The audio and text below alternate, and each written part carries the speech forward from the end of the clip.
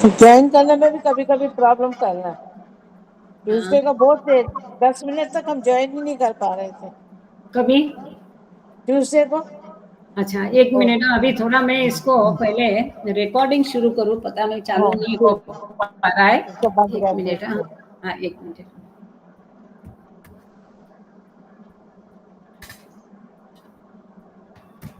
जय बाबा शुरू हो गया।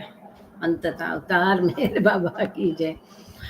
अब ट्यूसडे को बोल रही थी सुषमा जी ज्वाइन होने में दिक्कत ना। हाँ, मुझे भी उस दिन मैं मेहराबाद से ज्वाइन की ना, तो I was so this thing.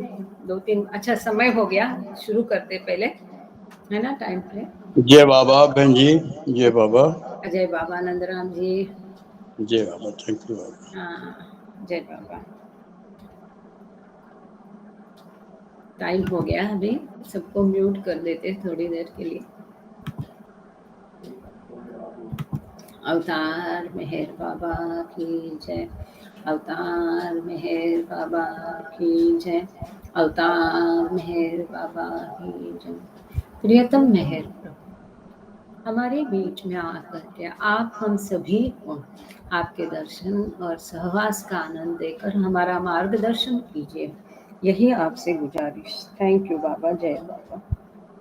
Beloved God, help us all to love you more and more and more and more, and still yet more, till we become worthy of union with you, and help us all to hold fast to Baba's Daman till the very end.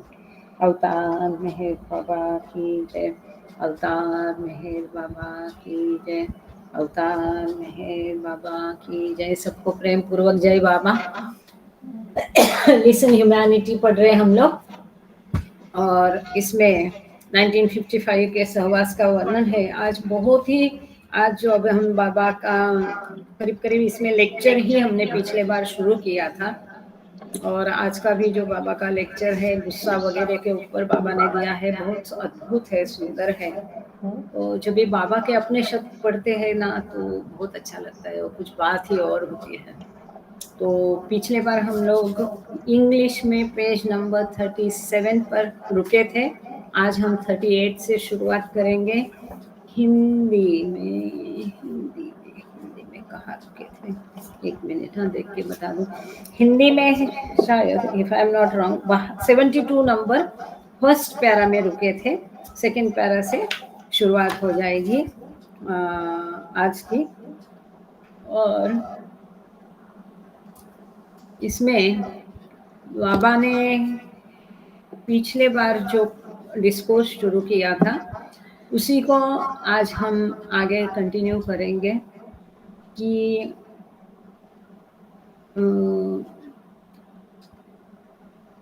जो स्वप्नावस्था और जागृत अवस्था के बाबा बता रहे थे, और स्वप्नावस्था के बारे में बाबा ने बता रहे थे। और ये विश्व एक बहुत बड़ा स्वप्न है, ख्वाब है। ये ईश्वर का स्वप्न में हम लोग सब किरदार निभा रहे हैं।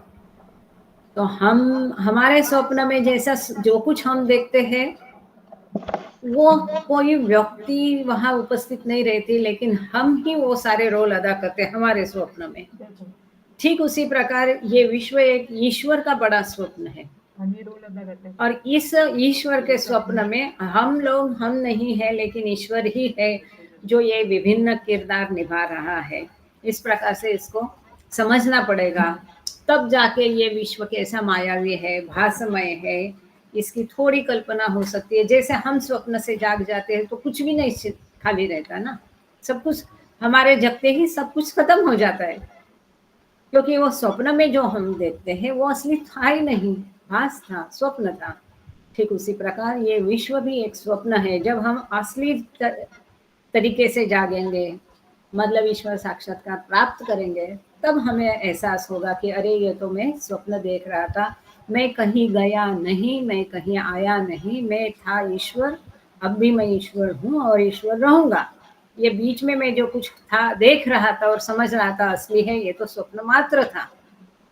इस प्रकार से, इसीलिए एवरीथिंग एंड नथिंग किताब में इतनी सुंदर वो चैप्टर है जर्नी विदाउट जर्नी, कहीं हमने यात्रा की नहीं और फिर भी हमारी यात्रा चालू है। तो इसमें आगे पेज नंबर 38 पर हम शुरू करते हैं आज।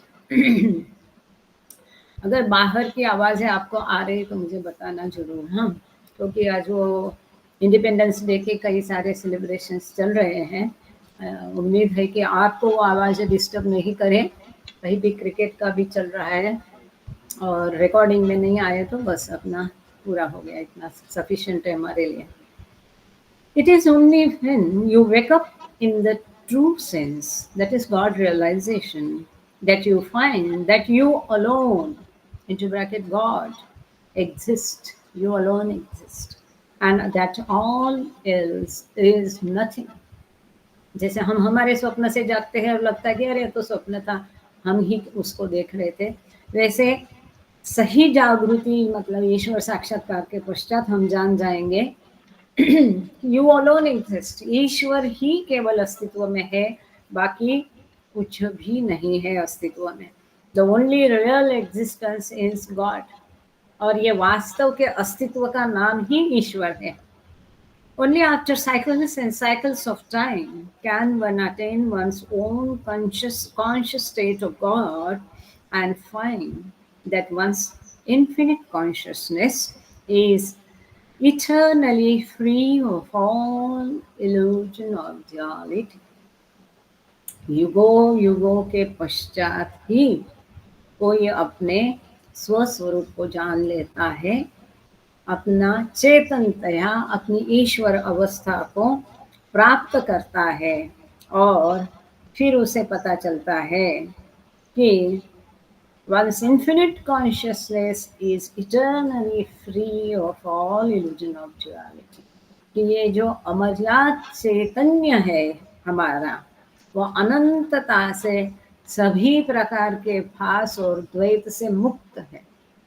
हमारी अमर्याद चेतना जो है वो इटर्नल है, सतत के लिए अस्तित्व है, और वो एकमेव है, वहाँ अद्वैत है, द्वैत नहीं है। पर वो कब हम पता चलता है, हमें अनुभव कब करते हैं? ईश्वर साक्षात्कार के पश्चात, मतलब असली जागृति के पश्चात। आगे बाबा कहते हैं The whole of creation is a play of thoughts. ये सारी सृष्टि की निर्मिति जो है, ये सृष्टि की निर्मिति कहने के बदले क्रिएशन, तो ये संपूर्ण निर्मिति केवल विचारों का खेल है। ऐसा क्यों? It started into inverted commas with mind, it ends into inverted comma with mind. ये सारा मन से लेके मन तक का खेल है, इसको हम कई बार चर्चा कर चुके हैं। ऐसा क्यों? क्योंकि पहला जो सवाल उठा को हम, वो कहाँ निर्माण हुआ? मन, मतलब विचार आया, ओ हम, मैं कौन हूँ, वहाँ से सृष्टि की निर्मिति हो गई। वहाँ से वो हलचल, वो बबूला, वो बूंदे और बबूला और भौतिक अस्तित्व, सृष्टि की निर्मिति, वो सब वहाँ से निर्माण हुई। अब ये कहाँ खत्म होती है? जब मन का नाश होता है, एनिहिलेशन ऑफ माइंड, संस्कार खत्म हो जाते हैं। मतलब मन का नाश खत्म होने के पश्चात, एनिहिलेशन ऑफ माइंड, मनोनाश प्राप्त करने के पश्चात अपने मूल स्वस्वरूप को हम जान जाते हैं। इसलिए ये सारा खेल मन से लेके मन तक का है। इसीलिए बाबा कहते हैं the whole of creation is a play of thoughts. ये सारी निर्मिति केवल विचारों का खेल है और कुछ भी नहीं है। The outcome of the mind, ये केवल मन के द्वारा निर्माण किया गया है। ये सारा खेल मन का है। इस एक बात को हम ठीक से समझ लें तो बाबा ने मनोनाश पर्व क्यों किया, उसकी क्या अहमियत है, वो हम जान जाएंगे कि वो कितना महत्वपूर्ण है।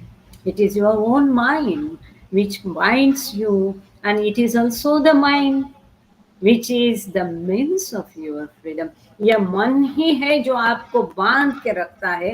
ये पिंजरे में हम इस मन के कारण बंद है, और वो मन ही है हमारे स्वतंत्रता का जरिया है, साधन भी है। ये मन के साधन द्वारा ही हम हमारी स्वतंत्रता प्राप्त करेंगे, हम हमारे मूल स्वरूप को जान जाएंगे, क्योंकि ये मन का नाश करेंगे। ये मन के द्वारा सारे अनुभवों को खर्च करके हमारी चेतना को हम अधिक प्रगल्भ करेंगे और मानवीय चेतना जाके दैवी चेतना प्राप्त करेंगे। मन का नाश होगा तभी हमें हमारा मूल स्वरूप का अनुभव होगा, हम ये बंदीवास से छूट जाएंगे और मुक्त हो जाएंगे, आजाद हो जाएंगे, स्वतंत्र हो जाएंगे। यू आर इटर्नली फ्री, आप अनंतता से स्वतंत्र ही हो, ईश्वर हो, स्वतंत्र हो। You are not bound at all, आप बंधे हुए नहीं हैं। But you cannot realize your freedom by merely hearing this from me, because your mind contrives to entangle you in the illusion of duality. परंतु बाबा कहते हैं केवल ये मेरे मुख से सुन भर के मात्र आप स्वतंत्र नहीं हो सकते, इस स्वतंत्रता का अनुभव नहीं कर सकते। आप अनंतता से स्वतंत्र हो ही, परंतु उसका अनुभव करना एक और बात है। आप हमेशा के लिए स्वतंत्र हो, बाबा कहते हैं ये केवल मेरे मुख से सुन के आप उस स्वतंत्रता का अनुभव नहीं कर पाओगे। तो कैसा, क्यों? क्योंकि इस भासमय द्वैत जगत में आप उलझे हुए हो आपके मन के कारण। Therefore, you only understand what I am telling you. इसलिए आप केवल समझ सकते हैं जो मैं कहता हूँ, बाबा कहते हैं। And mere understanding cannot make you experience the truth which I tell you. और केवल समझने के वो सत्य का अनुभव आप नहीं कर सकते जो आपको मैं कह रहा हूँ। बाबा कह रहे केवल समझना, थ्योरी प्राप्त करना पर्याप्त नहीं है, उसका अनुभव होना जरूरी है। आगे बाबा कहते हैं for that truth you must let your mind be halted and finally rooted out. ये सत्य जानने के लिए, अनुभव करने के लिए, वो सत्य को जानने के लिए, प्राप्त करने के लिए, मतलब वो ईश्वर को प्राप्त करने के लिए आपको आपके मन को स्तब्ध करना पड़ेगा, रुकाना पड़ेगा और अंततः जड़ से इस मन को उखाड़ फेंकना पड़ेगा, अर्थात मनोनाश करना पड़ेगा, एनिहिलेशन ऑफ माइंड करना पड़ेगा। ये मन को स्तब्ध पहले करो, और इसको स्तब्ध करने में हम यदि सफल होते हैं तो हम उसको जड़ से उखाड़ने भी सफल हो जाएंगे। Then as soon as you see me as I really am, everything else will disappear and you will find yourself to be your own eternal and infinite self. बाबा कहते जैसे कि आप मुझे मेरे मूल स्वरूप में जैसा मैं हूँ वैसा मुझे आप जैसे देखोगे, तभी बाकी सब कुछ गायब हो जाएगा, सब कुछ। और फिर आप अपने स्वयं को, अपने स्वयं के अमर याद, अनंत काल से इटर्नल अमर याद स्वयं को जान जाओ। With this, Baba signified that it was time to halt for lunch. इतना कह करके, जैसे कि हम देख रहे हैं 1955 का ये सहवास चल रहा है, और इतना कहकर बाबा रुक गए और बाबा ने संकेत दिया कि अभी दोपहर का खाना खाने का समय है। He instructed everyone to relax after the midday meal so that they might be refreshed for the afternoon. और फिर बाबा ने सबको सूचित किया कि खाना खाने के पश्चात सब लोग थोड़ा आराम करें, ताकि शाम को वो जो कुछ एक्टिविटीज करेंगे इसके लिए हम सारे तरोताज़ा रहेंगे, फ्रेश रहेंगे। As he left the hall, Baba passed close to a thin middle-aged man dressed in the loose ochre-colored robe worn by ascetics and known as a kafni. तो जैसे बाबा हॉल से निकलने के लिए निकले। जैसे जा रहे थे तभी एक दुबले पतले मध्यवयीन व्यक्ति के पास से बाबा गुजरे। इस व्यक्ति ने कफनी जैसा, जैसे कि साधक पहनते हैं, ऐसा भगवे रंग का पहरावा पहना था। The unusual color caught his eye and he seemed to change momentarily to penetrate through the robe to the man। तो ये जो उसका असाधारण रंग था, क्योंकि बाबा के यहाँ तो सब साधारण कपड़े पहन के आते हैं, तो इसका असाधारण पहनावा, ये भगवे रंग के तो उसके कपड़े देखकर बाबा का ध्यान उसके ऊपर गया। बाबा वहाँ थोड़े रुके और ऐसा लगा पल भर के लिए कि उसके कपड़ों में से बाबा उस व्यक्ति को टटोल रहे हैं। What is this? Why do you wear the kafni? He asked। बाबा ने रुका, बाबा रुके और बाबा ने उससे पूछा, ये क्या है, तुमने ये कफनी क्यों पहन के रखे हैं? तो उसको उस पर जवाब मिला, I have put it on only for the occasion of the सहवास program, Baba, was the reply। उसने कहा कि बाबा, मैंने केवल ये सहवास कार्यक्रम के लिए मैंने ये भगवी कफनी पहन के रखी है। Baba speculated a moment, viewing the answer thoughtfully। We have to give the shape and color of detachment to our hearts, and not merely to the clothes we wear, he suggested gently and strode on through the door। कोई भी अवसर बाबा छोड़ते नहीं थे। तो जैसे उसने जवाब दिया तो पल भर के लिए बाबा सोच में पड़ गए, सोच रहे थे, और बाबा ने उसे जवाब दिया कि हमें अपने हृदयों को यह अनासक्ति का रंग देना चाहिए, ना ही केवल हमारे कपड़ों। छोटी घटना है, कितनी बड़ी बात बाबा ने की है कि हमारे हृदय से सभी चीजों की आसक्ति निकल जानी चाहिए। यह अनासक्ति का रंग हमें हमारे कपड़ों को नहीं, हमारे हृदय को देना है। इतना कहकर बाबा फटाफट लंबी ढांगे डाल के हॉल से, दरवाजे से बाहर निकल गए। Lunch had hardly been eaten before a few stray persons returned to the hall।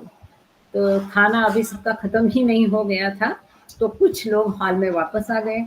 Among them was a young Parsi who sang and played the small harmonium। इनमें से एक जवान पारसी लड़का था और जो गाना गा रहा था और उसने हारमोनियम बजाना शुरू किया। Soon the strains of devotional music floated out on the tepid midday air। Interest slowly agglomerated in the peaceful atmosphere, and by ones and twos and threes the सहवासीज drifted into the hall। तो जैसा होता है, कोई भजन गाना शुरू किया तो पहले 1, 2, 4 जथा में लोग वहाँ इकट्ठे होने लगे और पूरे वातावरण में भजन की गूंज उठी। Occasionally all raised their voices in common acknowledgement of the greatness of God। More often the melody and words were original to the player और even extemporized। हम लोगों का, भारतीय लोगों की भजन की शैली बिल्कुल अलग है पाश्चात्य दर्शन से, इसलिए डॉन स्टीवंस यहाँ उसका वर्णन कर रहे हैं। जो कोरस हम देते हैं ना, कोई गाता है तो पीछे कोरस वाले को ये ध्यान रखना पड़ता है कि जिस ट्यून में, जिस टोन में पहला गा रहा है, उसी प्रकार से कोरस होना चाहिए। आप भले कितना भी उसको सजा सकते हो, आपको तब नहीं दिखाना है।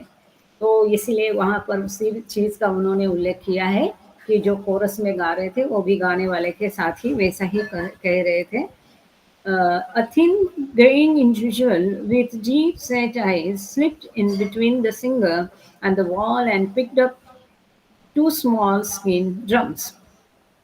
तो यहाँ पर एक व्यक्ति वहाँ पर आ गई, थिन मतलब दुबली पतली।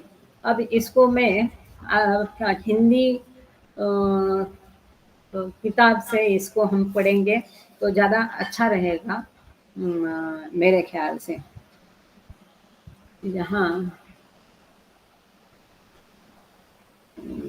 हर व्यक्ति यहाँ और दूसरी जगह वही एक सदा विभाज्य परमात्मा है, जन्म मृत्यु से। ठीक है। एक दुबला पतला गहरी आंखों का उधेड़ उम्र का व्यक्ति चुपके से गायक और दीवार के बीच आकर बैठ गया। उसने तबला उठा लिया। अब यहाँ पर देखेंगे ही इंग्लिश में तो ये तबले का वर्णन कर रहे हैं, इसको हम पहले पढ़ लेते हैं। Picked up 2 small skin drums मतलब tabla. Squatting, he placed one in front of his crossed legs and the other to his right, जैसे तबला रखते हैं। After a moment of flicking the surfaces to catch their tone, tabla लगाते हैं ना, जमाते हैं उसका वादी वादी टाइट करके उसको एडजस्ट करते हैं। तो ये भी पूरा डिस्क्रिप्शन उन्होंने ध्यान से छोटी छोटी चीज़ों को डिटेल में बता के किया यहाँ पर। And gentle tapping of the wooden pegs on the sides which held the tension thongs, she too joined the tribute to the mystery of creation। तो अब गाने वालों में तबले का साथ भी आ गया, उसका वर्णन उन्होंने किया है कि उसने तबला उठा लिया, पालती मारकर उसने एक तबला तो अपने सामने रख लिया और दूसरा अपनी दाहिनी ओर रख लिया। थोड़ी देर ताल मिलाने के लिए उसने तबले को इधर उधर से जरा ठोका पीटा और धीरे से किलियों को उतारा चढ़ाया और फिर वह भी सृष्टि के रहस्य के गुणगान में शामिल हो गया। Often the drumming would grow wild and insistent, caught in the double intensity of the complex rhythm and the rapidly moving emotion of the inner man flowing through the channel of his art. Then instantly the crashing wave of feeling would be tamed and the listener was caught in the antiphony of soft gentleness and quiet devotion। अब ये तबला आ जाता है भजन में तो बड़ा रंग चढ़ जाता है, उसका वर्णन यहाँ डॉन कर रहे हैं। उसकी कला के माध्यम द्वारा प्रवाहित उसके अंतर की प्रबल भावुकता तथा जटिल ताल की दोहरी तीव्रता से तबले पर संगति प्राय प्रखर एवं प्रचंड हो उठती थी। तब उसके भावों की उन्मत्त तरंग अकस्मात मंद पड़ जाती थी और श्रोता मधुर कोमलता एवं निश्चल भक्ति के प्रतिगान में बंध जाते थे। जो भजनी ताल रहता है ना, भजनी ठेका या भजनी ताल, बड़ा अच्छा लगता है, तुरंत मन भावुक हो उठता है। इट इज मैचलेस जो भजनी ताल रहता है। और फिर वो तबला बजाने वाले का स्किल तो एक और बात है। Imperceptibly the sound of bells, मतलब जो मंजीरा बजाते ना, मंदिरा या मंजीरा बोलते, उसको ताल बोलते। Imperceptibly the sound of bells like those on a winter sleigh began to blend with the voice of the singer and the reedy tones of the harmonium and the complex beat of the drums. A very old man with long white hair and beard, peering behind his great heavy-lensed spectacles at nothing, had placed himself to the right of the sitting singer and was shaking a small set of bells bolted to a thin bar of steel. Even before the bells had been integrated, a fourth man joined the group. By common consent, he began a long devotional song on the greatness of the master while the absorbed audience clapped। पूरा भजन का ये वर्णन कर रहे हैं यहाँ पर don. अगोचर रूप से करतालों की तालियों की ध्वनि जैसे शरद ऋतु में बर्फ की गाड़ी पर लगी रहती है कि झंकार गायन की तान हारमोनियम के स्वर और तबले की जटिल ताल के साथ साथ मिश्रित होने लगी। लंबे श्वेत केश तथा दाढ़ी वाला एक अति वृद्ध व्यक्ति मोटे शीशों के चश्मे में से शून्य में झांकता हुआ पालती मारे गायक की दाई ओर आकर बैठ गया था और चिमटे में लगी घंटियों को झंकृत कर रहा था। एक रहता और एक वाद्य रहता है। अभी चिमटे की तालमेल भी न पाई थी कि एक चौथा व्यक्ति भी उनके पास आकर बैठ गया। उसने सबकी स्वीकृति से गुरु महिमा पर एक लंबा स्तुति गान छोड़ दिया और श्रोतागण आनंद विभोर हो तालियां बजा बजा कर उसको सहयोग देने लगे। अब मुझे बताओ, ये पढ़ते समय हमारे ख्याल में ये बात नहीं आई कि बाबा भी वहाँ पर बैठे हुए हैं बगल में ही है, ये सारी आवाज बाबा तक जाती होगी, भले बाबा हॉल में नहीं बैठे होंगे, लेकिन उनकी उपस्थिति वहां मौजूद थी। और वहीं का वहीं तो आवाज तो बाहर जाती है, भौतिक स्थूल रूप से भी बाबा को ये सब सुनाई देता होगा। और नेचुरल कितना अद्भुत सुंदर संगीत होगा, वो कितना मजा आ रहा होगा, कितना बढ़िया होगा। और वो भी बाबा की मौजूदगी में उनके सामने ये सब गाना, कितने भाग्यशाली लोग थे वो। The performers were deeply engrossed in the moving strains and the alternately swelling and dying harmonies when Baba strode quietly into the room. At once the singer looked up, breaking the flow of his song of praise. With a short gesture, Baba indicated that he should continue, and the melody began again while Baba clapped his hands in appreciative rhythm. Occasionally, Baba would raise his head and shake it slightly, breathing heavily as he did so, as if from the immensity of the feeling. So nice it is. ये गायक हृदय ग्राही और मर्म स्पर्शी सुर और ताल के उतार चढ़ाव में निमग्न थे। अपनी मस्ती में ईश्वर की प्रेम में बढ़िया गा रहे थे। उनको कोई प्लेटफॉर्म, कोई स्टेज, कोई अनाउंसमेंट कुछ नहीं चाहिए था। अपने आप आकर के स्पॉन्टेनियसली ये गाना शुरू हो गया था। और भक्ति के, प्रेम के रंग में, भाव में ये इतना मशगूल थे कि इतने में कि वो बाबा तक पहुंच गया, कि इतने में बाबा बड़ी बड़ी ढांगे डालते हुए चुपके से स्टिल दिली सी ईश्वर होके भी उन्होंने वो संगीत को डिस्टर्ब नहीं किया, जो भावपूर्ण था। ये समझने की बात है यहाँ पर। चुपके से हॉल में आप पधारे। गायक ने अपनी भक्ति संगीत को बंद कर तात्काल दृष्टि ऊपर उठाई। जो गा रहा था तुरंत उसने बाबा की तरफ देखा, अपना गायन रुकाया। बाबा ने हल्के से उसे हाथों से संकेत किया कि रुके नहीं, वह संगीत जारी रखे। और मधुर संगीत फिर से शुरू हो गया और बाबा प्रशंसात्मक लय में ताली बजाने लगे। बाबा बहुत आनंद लेते थे, अच्छा रहेगा तो उसका आनंद लेते थे, डोलते थे, ताली बजाते थे। तो बाबा इसमें शामिल हो गए।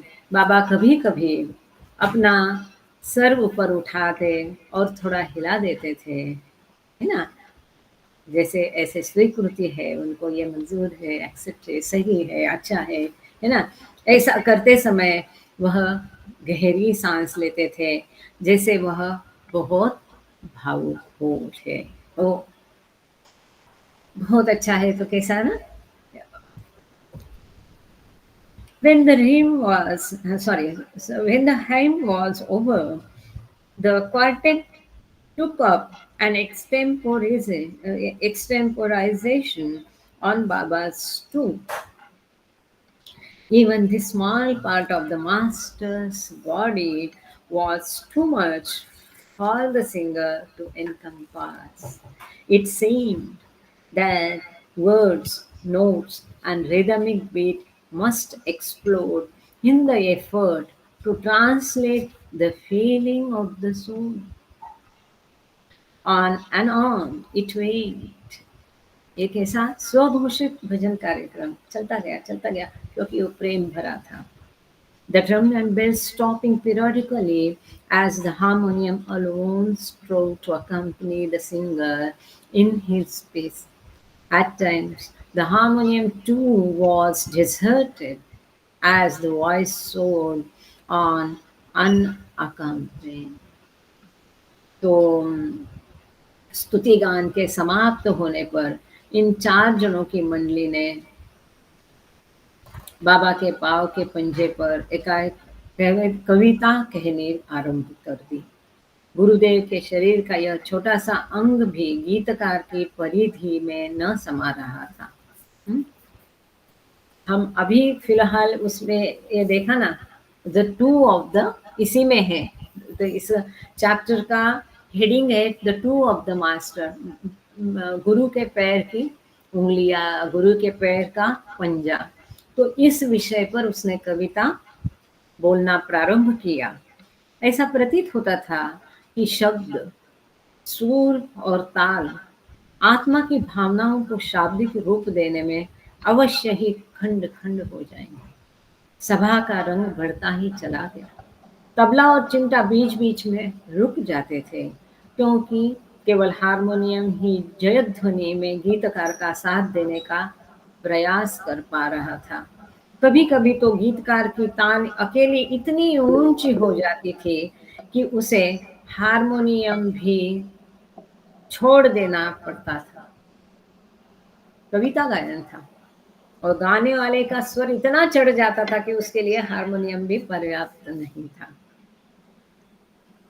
When it seemed that there was no way to drink in even one fraction of the infinite ocean of feeling inspired by the smallest true of the master, Baba called the song to a halt. जब गुरुदेव के चरणों की लघुत्तम उंगलियों से प्रेरित प्रेम के असीम सागर की एक बूंद तक पीना श्रोताओं के लिए असंभव प्रतीत होने लगा, तो बाबा ने गीत बंद करा दिया। भावुक हो उठे सब। खोयार, he beckoned, recite in your melodious voice the Baname Yastan in the name of God Almighty. बाबा ने कविता रुकाई। बाबा ने कोहियार को बुला लिया और कोहियार, बाबा ने कहा, कोहियार अपनी सुरीली आवाज में बना में यस्गान। हमने ये कविता भजन ग्रुप में डाली थी। किसी ने सेव की होगी तो कृपा करके जरूर इसे वापस आप लोग पोस्ट कर दीजिए। बाकी ग्रुपों में बना में यजदान, सर्वशक्तिमान परमात्मा के नाम में गाना सुनो। बाबा ने स्वयं कोहियार को ये आज्ञा की और बाबा उसके लिए स्वयं खड़े हो उठे। हम पढ़ते हैं इसो। As Kohiya's sonorous voice floated through the hall, Baba rose from his seat and, folding his hands in front of him and with eyes almost closed, swayed slightly with the rhythm of the powerful prayer. जो ही कोहियार अपनी सुमधुर आवाज में गाने लगा, उनकी आवाज hall में गूंजी। बाबा अपने स्थान से उठ खड़े हुए और उसके सामने उन्होंने हाथ जोड़े, आंखें बंद कर ली और प्रार्थना की शक्तिशाली लय के साथ धीमे धीमे बाबा झूमने लगे। जैसे कोहियार गाते गया, बाबा की जस्ट इमेजिन, कल्पना करो, कल्पना नहीं, ये हुआ है। बाबा उठ खड़े हो गए, हाथ जोड़े, बाबा ने आंखें बंद की और जैसे जैसे कोहियार गाता गया, बाबा उस ताल पर झूमने लगे। इतना अद्भुत।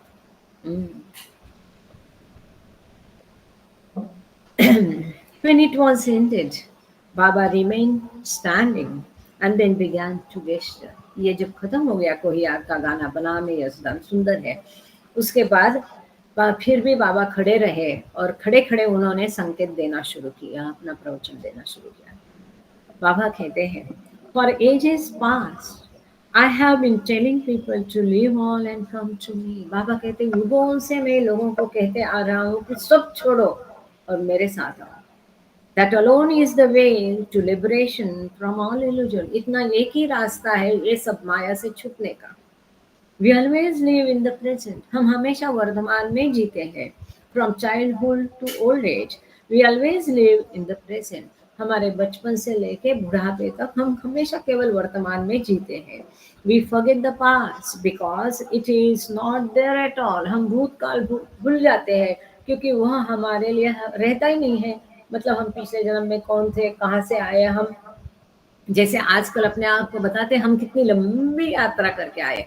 हाँ, हम कभी वायु थे, पानी थे, पत्थर थे, धातु थे, कीटक थे, वनस्पति थे। युगों युगों से कितने युग बीत गए होंगे, हम इतने लंबे लंबे लंबे से आए हैं, लेकिन हमारा ये अतीत हम भूल जाते हैं कि हम कहाँ से आए, कैसे आए, है ना, हम कौन हैं असल में, ये हम भूल जाते हैं। We forget the past because it is not there at all. There is always the eternal present. अमर याद अनंत काल से केवल वर्तमान ही अस्तित्व में है। आगे बाबा कहते हैं, even the great ones often fail to get a grip of eternity. बाबा कहते हैं जो महान लोग हैं वो भी जो अनंतता के ऊपर पकड़ नहीं पा सकते हैं। At Hyderabad there is a well-known saint. बाबा कहते हैं हैदराबाद में एक विख्यात साधु है, संत है। His following runs into thousands. हजारों लोग उसे फॉलो करते हैं, उसके अनुयायी है। But even he has yet to find out the truth. इतना महान व्यक्ति है, साधु है, परंतु अभी उसे भी ट्रुथ का, सत्य का, ईश्वर की प्राप्ति नहीं हुई है। जैसा पता लगा है उसका पता किसी को नहीं लगता। जिसे पता लगा है उसका पता किसी को नहीं लगता। मतलब जिस किसी को ईश्वर प्राप्त हुआ है ऐसे किसी व्यक्ति का पता किसी को नहीं मिलता। जिसे ईश्वर प्राप्ति हुई है ऐसे के बारे में कोई नहीं जानता है। क्यों? क्योंकि ये सब मौन होता है। जिसे ईश्वर प्राप्ति हुई या तो पदार्थ देता है, किसी हम अभी हर पल किसी ना किसी ईश्वर साक्षात्कार कहीं ना कहीं मिलता होगा। क्या हम में से कोई जानता है कौन सद्गुरु है आज की घड़ी में? किसे ईश्वर साक्षात्कार प्राप्त हो गया है? कितनों को प्राप्त होता होगा? पर जिसे ईश्वर साक्षात्कार मिलता है उसका पता किसी को नहीं लगता है। None can know the one who has found God. जिसको ईश्वर प्राप्त हुआ है, जिसे ईश्वर मिलता है उसका पता किसी को नहीं होता है। Then Baba sat down. इसके पश्चात बाबा नीचे बैठ गए। For a few moments he preserved the characteristic pose of abstraction which usually served as a punctuation mark as he transferred from one subject to another. Then he began to gesture again while Eraj continued the task of clothing the graceful motions with a garment of words.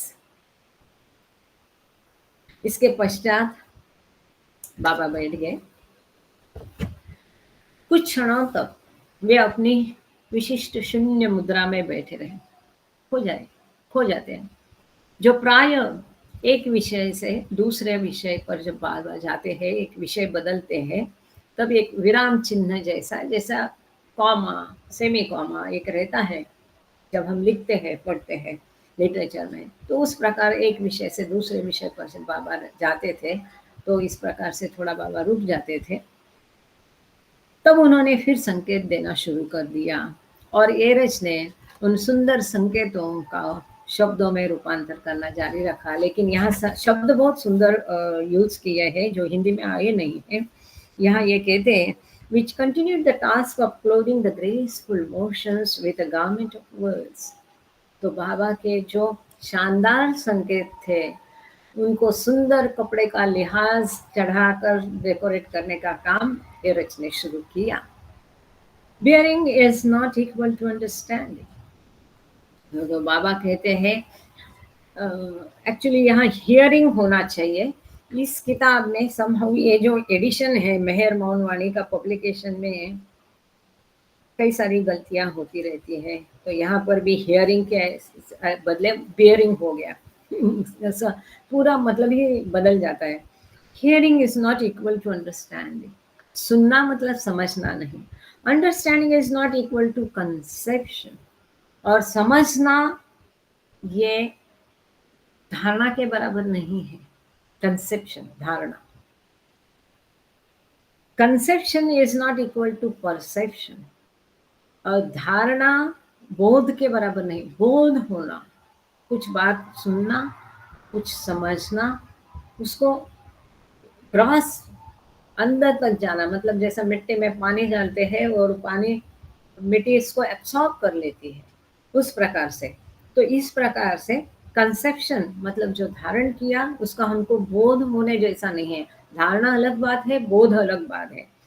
Conception is not equal to perception and perception is not equal to experience. कितना भी बोध होए, अंदर तक चला जाए, पर वो अनुभव नहीं है। आफ्टर ऑल अनुभव अनुभव ही होता है, अनुभव के बराबर और कुछ भी नहीं है। Experience is not equal to becoming God realize. और अनुभव ईश्वर साक्षात्कार होने के बराबर नहीं। अनुभव एक अलग चीज है, कोई एक्सपीरियंस होना, कोई अनुभव छोटे मोटे होना एक अलग बात है, लेकिन ईश्वर साक्षात्कारी बनना, स्वयं ईश्वर को अनुभव करना एक बहुत बड़ी बात है, वो किसी के भी बराबर नहीं है। तो उसके कैसे ग्रेड्स है ये बाबा यहाँ पर बता रहे हैं, समझा रहे हैं। To realise God is to become God. ईश्वर को साक्षात्कार करना, ईश्वर को अनुभव करना मतलब स्वयं ईश्वर बन जाना। This means consciously experience that you are God, for you are eternally God, but you do not no.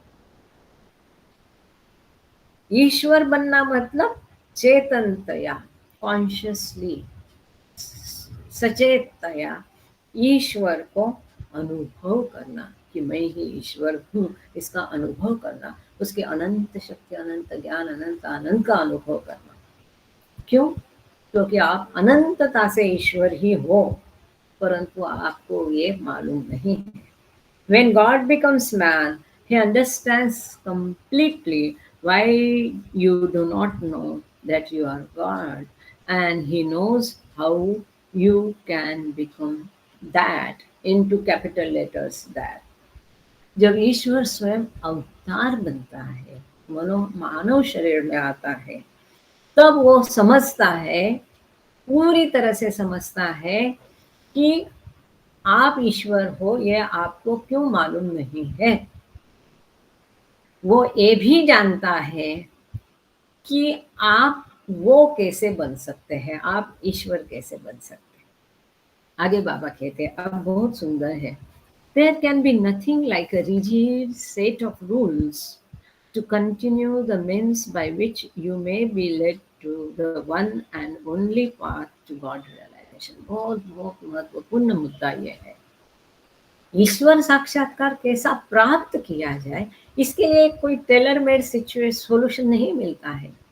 एक फिक्स कोई ऐसा नियमों का कोई जथा सेट ऑफ रूल्स नहीं है, ऐसे कोई फिक्स नियम नहीं है कि इसके माध्यम से आपको ईश्वर साक्षात, चलो ये नियम है, ऐसा करो तो आपको ईश्वर साक्षात्कार मिल गया, ऐसा नहीं है। There is no tailor made solution. क्यों? क्योंकि हर जीव स्वतंत्र है, अलग है, इतनी वैरायटीज है, इतनी विविधता है, प्रत्येक व्यक्ति अलग है, उसके संस्कार भिन्न है, उसके अनुभव अलग है। जैसे जिसके संस्कार, उसके हिसाब से उसकी रेमेडी, उसका साधन होगा ईश्वर साक्षात्कार प्राप्त करने का। जैसे एक मरीज की दवा दूसरे मरीज पर लागू नहीं होती है, फिर भी वहां पर तो ठोकी होता है, ऐसे ऐसे लक्षण है, ये डेंगू का ताप है, ये मलेरिया का ताप है, ये टाइफाइड का ताप है, तो ये है। लेकिन वो अध्यात्म में, स्पिरिचुअलिटी में वो भी नहीं है। हर एक का बुखार अलग रहेगा, हर एक का शरीर अलग रहेगा, हर एक के लक्षण अलग रहेंगे, क्योंकि हर एक के संस्कार भिन्न है, अलग है। इसके लिए ईश्वर साक्षात्कार के लिए कोई एक ठोस पक्का समीकरण, इक्वेशन, कोई रेमेडी, कोई उपाय, कोई नियम नहीं है।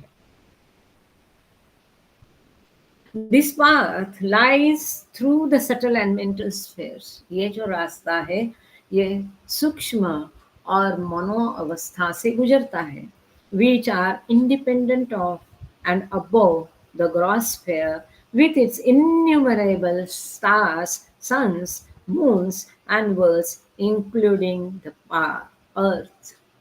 तो ये जो रास्ता है, ये भौतिक दुनिया के अनंत चांद, सूरज, तारे और कितने भी विश्व है, जगत है, यहाँ तक कि पृथ्वी है, इन सबसे परे है, वो पर है क्या?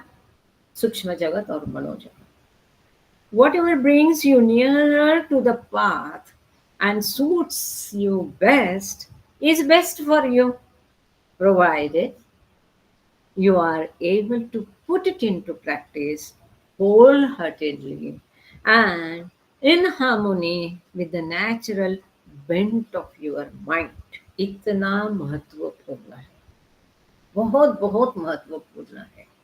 लोग पूछते रहते हैं बाबा ने क्या बताया, ये कैसा करें, इसका क्या सॉल्यूशन है, इसका क्या उपाय है, इस कैसे किस जरिए से ये हम प्राप्त कर सकते हैं। ये सब का जवाब यहाँ 100 बातों का एक ही 100 सवालों का एक ही जवाब बाबा ने यहाँ सिंपल तरीके से दिया है। जो भी आपको इस आध्यात्मिक पथ के करीब लाता है, जो आपको बेस्ट सूट करता है, जो आपको योग्य, आपके अनुरूप है, आपके लिए योग्य है, जो आपको सूट करता है ना, जिसका साइड इफेक्ट्स नहीं है। बोलते हैं ना, कई लोग बोलते हैं अरे मुझे होम्योपैथी सूट करता है, मुझे एलोपैथी सूट करता है, मुझे आयुर्वेद सूट करता है, जो भी है। तो यहाँ बाबा यही बात कह रहे, दैट सूट्स यू बेस्ट, जो आपको ये आध्यात्मिक पथ पर एकदम करीब लाता है, जो आपके योग्य है, जो आपको सूट करता है, इज बेस्ट फॉर यू, वही आपके लिए बेस्ट है। प्रोवाइडेड, बशर्त आपको ये पूरे दिल से, तहे दिल से प्रैक्टिस में लाना है, व्यवहार में लाना है। चाहे वो जप हो, चाहे वो पूजा हो, चाहे वो भजन हो, चाहे वो रीडिंग हो, चाहे ये रीडिंग सुनना हो, चाहे ऑनलाइन हो, चाहे समाधि हो, चाहे दूसरों की सेवा करनी हो, चाहे अपना कर्तव्य अच्छे से निभाना हो। ये कर्तव्य ये पूरा उनका है, ऐसा उसका क्रेडिट पूरा उनको दे के करना हो। चाहे हर एक दो दो घंटे में, चाहे हर मिनट में हमारे सारे कर्म उनको अर्पण करने का हो, जो भी है, परंतु उसको आपको तहे दिल से उसको व्यवहार में लाना है। और स्वाभाविक तरीके से जो आप हो,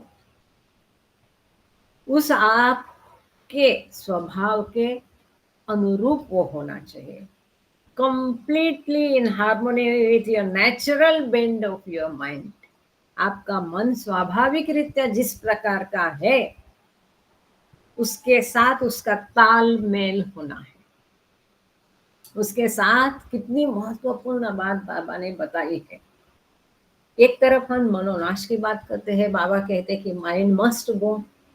एक तरफ बाबा बोलते हैं कि वो पथ अपनावो जो आपके मन के हिसाब से अनुरूप हो, उसको मन को संभालते चलो। ऐसा बाबा क्यों कह रहे हैं? क्योंकि वो हमारे मन के खिलाफ जाएगा तो स्ट्रगल होगा और साध्य कुछ भी नहीं होगा, है ना। जैसे छोटा बच्चा है, देखो कई बार अपनी बात एकदम हम उसको बोलते चलो खाना खाओ, पढ़ाई के लिए बैठो, या जो भी है उठो, तो तुरंत वो मानेगा नहीं, नहीं खाना है, नहीं पढ़ाई करना है, ऐसा उसका रहता है। तो ऐसे में हम क्या करते हैं, ठीक है बाबा मत खा, ठीक है बाबा मत पढ़, हम उसकी बातों में हाँ करते हैं। और फिर हमको पता होता है कि इसके वीकनेसेस क्या है। चलो इसको कार दिखाए, गाड़ी दिखाए, बाहर का दृश्य दिखाए, कोई कहानी बताए, कोई चित्र दिखाए, उसमें उसको उलझाए, उसमें उसको तद्रुप करे और फिर चुपके से खिला दो तो उसको पता भी नहीं पड़ेगा, है ना। यह होता है complete in harmony with the natural bend of your mind. वो बच्चा जब बोलता, मना करता है नहीं मुझे खाना है, बराबर। अब यहाँ काफी सारी नानियां दादियां हैं, उनको ये अनुभव है, हर एक किसी में इसमें से गया है। तो हम क्या अपनी जिद पकड़ के जब जबरदस्ती बोलेंगे नहीं नहीं खाना अच्छा है, उससे ताकत आती है, खून बढ़ता है, ये और लेक्चर वो सुनेगा नहीं। खाओ बोले तो और जितना आप खाओ बोलेंगे उतना वो मना करते जाएगा। लेकिन जब जैसे ही वो एक दो बार बोलने से मना करते हैं, हम क्या करते हैं, उसको मनाते हैं, है ना। हम क्या बोलते हैं, ठीक है मत खाओ मत खाओ, नहीं करो नहीं करो, उसके हाँ में हाँ मिला के फिर अपनी चलाते हैं। वैसा ये है, ये माइंड जो है नेचुरल बेंड ऑफ माइंड, अपने मन को पहले बोलने का, ठीक है तुझे ये तरीका पसंद है, तुझे भजन पसंद है, चलो भजन ही सही, भजन ही सही। फिर भजन में भक्ति और भजन में जो शब्द लिखे हैं उसमें एक रूपता पाना, और वो हम हमारे प्रियतम को सुना रहे हैं, उसकी स्तुति में गा रहे हैं, ये भाव जताना। तो जो भी है, इसीलिए बाबा कहते हैं कि ऐसा रास्ता अपनाओ जो आपको सूट करेगा, वो रास्ता बेस्ट रास्ता है। ऐसा कुछ बाबा ने नहीं बताया है कि धुनी पे जाना ही चाहिए, समाधि जाना ही चाहिए, लेक्चर अटेंड करना ही चाहिए, भजन अटेंड करना ही चाहिए, कुछ भी बाबा ने बताया नहीं। बाबा कहते हैं जो आपको अच्छा लगता है, आपका जहां मन है, वो तरीके से आप अपनाओ, जो आपको बेस्ट लगता है, सुटेबल लगता है, वो आपके लिए बेस्ट है। किसी को बार बार समाधि जाना अच्छा लगता है, वो समाधि जाए, बड़ी अच्छी बात है। किसी को ये सब कुछ करना अच्छा लगता है, क्योंकि उसको इसके अलावा दुनिया में और कुछ लुभावना लगता ही नहीं है, तो वो सब कुछ करे, समाधि भी जाए, भजन भी गाए, किताब भी पढ़े और स्पीच भी सुने, सब कुछ करे। उसके सिवा अगर दुनिया में कुछ नहीं है, तो उससे संपर्क करने के, उससे जुड़े रहने की हर बात मंजूर, जिसका मन कहता है उसके लिए वही सही। आगे बाबा कहते हैं, A good runner who remains indifferent to racing cannot make good progress. एक अच्छा दौड़ने वाला अगर रेसिंग के लिए, रेसिंग के प्रति उदासीन है, तो फिर वो अच्छी रेस नहीं खेल सकता है। दौड़ता बहुत अच्छा है, लेकिन उसमें स्पर्धा की भावना नहीं, उसको सबको पीछे डाल के आगे जाना नहीं, तो he is not good for racing. But a lame man who keeps on limping vigorously may soon arrive at the path. परंतु एक ऐसा आदमी कि जो ठीक से चल भी नहीं सकता है, लेकिन धीरे धीरे जाके चलता रहता है, चलता रहता है, चलता रहता है अपनी गति से, वो रास्ते पर आ सकता है। यहाँ पर क्या जरूरी है, क्या है, यहाँ पर तुलना नहीं होती है, यहाँ पर कॉपी भी नहीं होती है, हर एक का अपना तरीका है। जैसे कि वो कहानी है ना, क्या कहते हैं उसको, रैबिट और टॉर्टॉइस, सबको पता है वो कहानी। If it is not used properly, the best car is virtually useless to the traveler, however concerned he may be to arrive at his destination. बहुत अच्छी कार है, परंतु उसका उपयोग में नहीं है, कई दिनों से चला ही नहीं है, बैटरी डाउन हो जाएगी, इंजन डाउन हो जाएगा, अचानक से उसको आप चलाने लगोगे तो आप भले भी कितनी जल्दी में हो अपने जगह पर पहुंचने के लिए, वो कार आपके कुछ काम की नहीं है। Maintenance is required. उसी प्रकार यहाँ पर बर्तन को चमकाते चमकाते चमकाते रहना पड़ेगा गंदगी निकालने के लिए। आगे बाबा कहते हैं, I have already told you that you love for God and obedience to a master are beyond the reach of man on his own, and that complete surrender is almost impossible for him. बाबा कहते हैं, मैंने तुमको कई बार already तुमको मैंने बताया कि ईश्वर से प्रेम करना और आज्ञाकारिता ये सामान्य मनुष्य की पहुंच से बाहर है, इसको ये संभव नहीं है, अपने आप से करना संभव नहीं है उसकी मदद के बिना।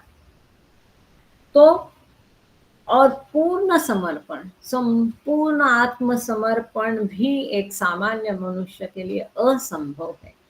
तो बाबा स्वयं ही ईश्वर से प्रेम करना, कंप्लीट आज्ञाकारिता और संपूर्ण समर्पण कैसा असंभव है सामान्य मनुष्य के लिए, ये स्वयं ही बता रहे हैं। अब उसकी रेमेडी बाबा आगे बता रहे, तो हम क्या करें? The next best thing then is for man to purify his heart. इसलिए मनुष्य के लिए दूसरी सबसे अच्छी चीज क्या है जो वो स्वयं क्या कर सकता है? अपना अंतःकरण शुद्ध रखो, हृदय निर्मल रखो। This is also very difficult because every action, whether trivial or important, good or bad, has left its impression on his mind. बाबा कहते अपना अंतःकरण शुद्ध रखो, हृदय निर्मल रखो। लेकिन बाबा कहते ये भी बहुत मुश्किल है, क्योंकि एक महत्वपूर्ण हो, गैर महत्व की हो, अच्छा हो, बुरा हो, हमारी हर एक कृति के कारण संस्कार निर्माण हो गए हैं जो हमारे मन पर है। 10 आगे बाबा कहते हैं every human mind is a gigantic storehouse of accumulated of fast changing impressions। इसलिए बाबा कहते हैं हर एक मनुष्य का मन ये सब जमे हुए और हमेशा बदलते रहने वाले सारे संस्कारों का एक भंडार है। How can one gain an adequate idea of these impressions left by innumerable actions? कई सारी हमारी अनगिनत कर्म है, कृतियां है, इनके कारण इतने सारे हमने संस्कार छोड़े हैं, इतने विभिन्न और इतने भरपूर संस्कार है, इसको हमें थोड़ी सी भी कल्पना तक नहीं है। कैसे कल्पना आ सकती है? बाबा कहते क्योंकि हमारे संस्कार कितने हैं, हमारी कृतियां कितनी हैं। And particularly those born of anger, lust, and greed during the lengthy course of the evolution of man's consciousness through the progressive stages of the mineral, vegetable, and animal kingdom of life। और बाबा कहते हैं खास करके ऐसी कृति जो कि गुस्से से हुई है, काम वासना से हुई है, लोभ के द्वारा निर्माण हो गई है, जो कि हमारा लंबा उत्क्रांति का पीरियड जो है, अंतराल जो है, जो कि उत्क्रांति के भिन्न भिन्न विकास की जो स्तर है, स्टेजेस है, जैसे कि मिनरल्स है, धातु है, वनस्पति है, पशु एनिमल किंगडम है, इन सब के जरिए से मनुष्य की चेतना विकसित करने के मार्ग में इतने सारे कर्म हम किए हैं, उनके द्वारा इतने सारे संस्कार निर्माण हो गए, हम उसकी कल्पना तक नहीं कर सकते हैं। The obvious remedies for this situation are to use no remedies। तो बाबा कहते ऐसी हालात में क्या उपाय क्या है? तो बाबा बोलते कोई उपाय नहीं करें, यही उपाय है। फॉर एग्जाम्पल, उदाहरण के लिए, if one engages in a secluded life of mere physical renunciation, one is more likely to drive underground than eliminate the dirt of impressions from one's mind। बाबा कहते हैं उदाहरण के लिए, सादृश्य के लिए, कि यदि अपनी भौतिक या दुनियादारी की जो भी कार्य है, इससे आप त्यागो। ये त्याग कर यदि आप एक एकांतवास का जीवन जीते भी है, तो भी ये जो संस्कारों की गंदगी है, ये आपके मन के तल में बैठी ही बैठी रहेगी। इसके लिए बाबा इसका एक अत्यंत सुंदर उदाहरण आगे देते हैं। Under a false sense of external security born of the secluded life, the mind is apt to become weakened and so stop struggling। कि ये सब भौतिक दुनियादारी छोड़ देना और एकांतवास लेना, एकांत में चले जाना, ये गलत है, फॉल्स। बाबा कहते हैं फॉल्स सेंस, ये फॉल्स है, गलत है। ये जो आप सोच रहे कि सब छोड़ो, एक्सटर्नल सिक्योरिटी, इससे क्या होगा? आपके मन के जो संस्कार है तो और ही बैठे रहेंगे। इससे तो आपने युगों युगों से संस्कार जो निर्माण करके इकट्ठे जमा किए हैं, उसको स्पेंड करो, स्पेंड करते जाओ। ये स्पेंड करते समय इतना ध्यान रखो कि नए नए निर्माण नहीं होए या कम निर्माण होए, जो निकलने के लिए आसान हो। जिस तरह से बाबा कहते हैं मन एकदम दुर्बल बन जाएगा और वह स्ट्रगल करना बंद कर देगा। Then instead of achieving freedom from the bindings of impressions, the mind is likely to succumb eventually to its impressions and thus develop greater binding. इस तरह से सारी भौतिक दुनियादारी छोड़ के आप हिमालय में या कहीं जाके बैठेंगे, एकांतवास में चले जाओगे, ऐसा लगेगा किसी को भी कि भाई हर कर्म से यदि संस्कार होते तो मैं कर्म करना बंद कर दूंगा। तो इसके ऊपर एक सुंदर पाठ है डिस्कोर्सेस में, action in action. In action के भी संस्कार होते हैं, आगे आएगा इसमें भी उसका उल्लेख। तो बाबा कहते हैं इस प्रकार अगर सब छोड़ के आप एकांतवास में जाओगे तो आपको स्वतंत्रता तो मिलेगी नहीं, आप मुक्त तो होगे नहीं अपने संस्कारों से, लेकिन धीरे धीरे ये जो इम्प्रेशन के पहले से जमे हुए हैं इसमें मन और नीचे नीचे चला जाएगा और दूसरे नए बंधन मन के लिए निर्माण हो जाएंगे। कभी ऐसा सोचा भी था? बाय बिकमिंग, मतलब एक्सटर्नल रिनंसिएशन के लिए बाबा ने कभी भी प्रोत्साहन दिया नहीं। ये अत्यंत महत्वपूर्ण बात हम सबको समझनी चाहिए। एक्सटर्नल रिनंसिएशन के लिए बाबा ने कभी भी बढ़ावा दिया नहीं।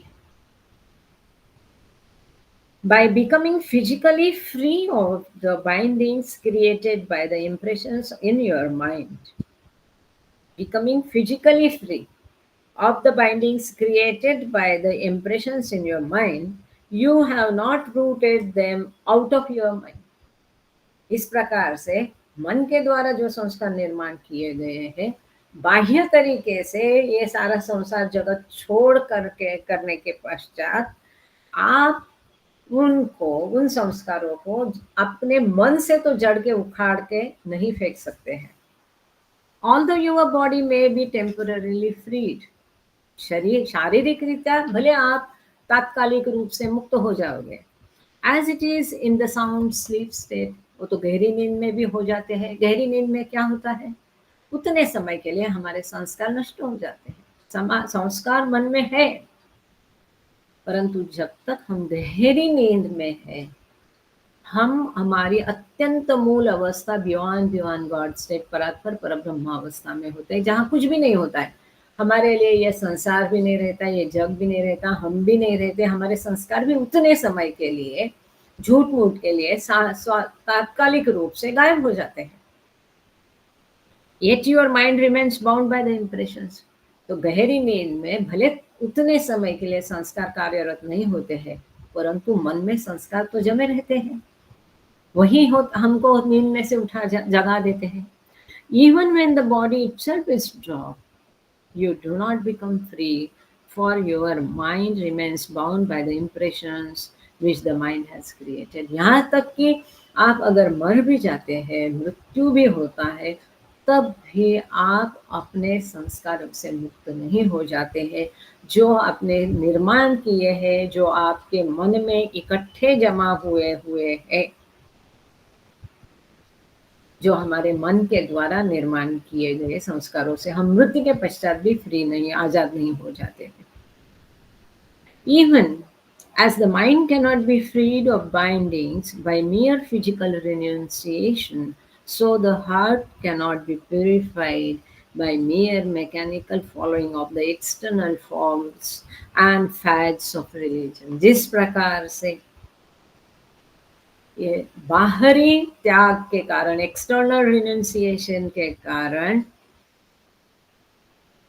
संस्कारों से मन मुक्त नहीं होता है, आजाद नहीं होता है, इसी प्रकार केवल किसी धर्म के फैड या कोई रिचुअल्स है, रीति है, क्या बोलते हैं उसमें, कर्मकांड है, उसका पालन करने से हमारे हृदय की शुद्धि नहीं होती है। बाबा ने क्लियर कट लिखा है।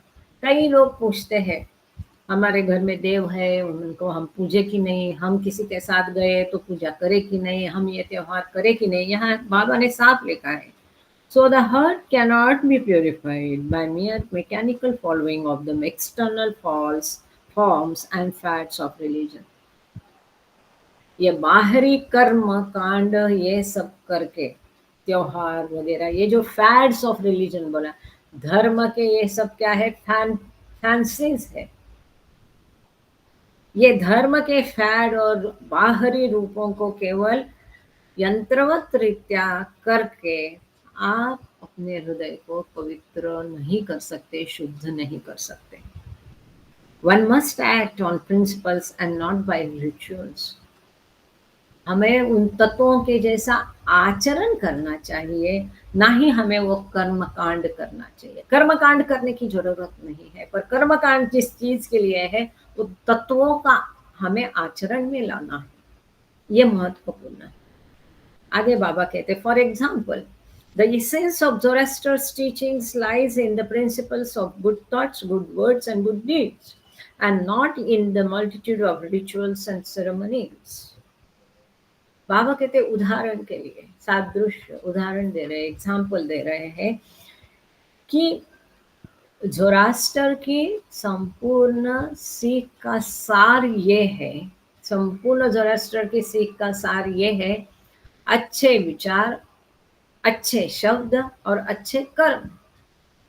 संक्षेप में ज़ोरास्ट्रियन क्या है, वो धर्म क्या है कहना है तो good word, good deed, good thoughts, अच्छे कर्म, अच्छे विचार, अच्छे शब्द, ये उसका सार है। और ये कई सारी विधि, कर्म कांड, त्योहार उसका सार नहीं है।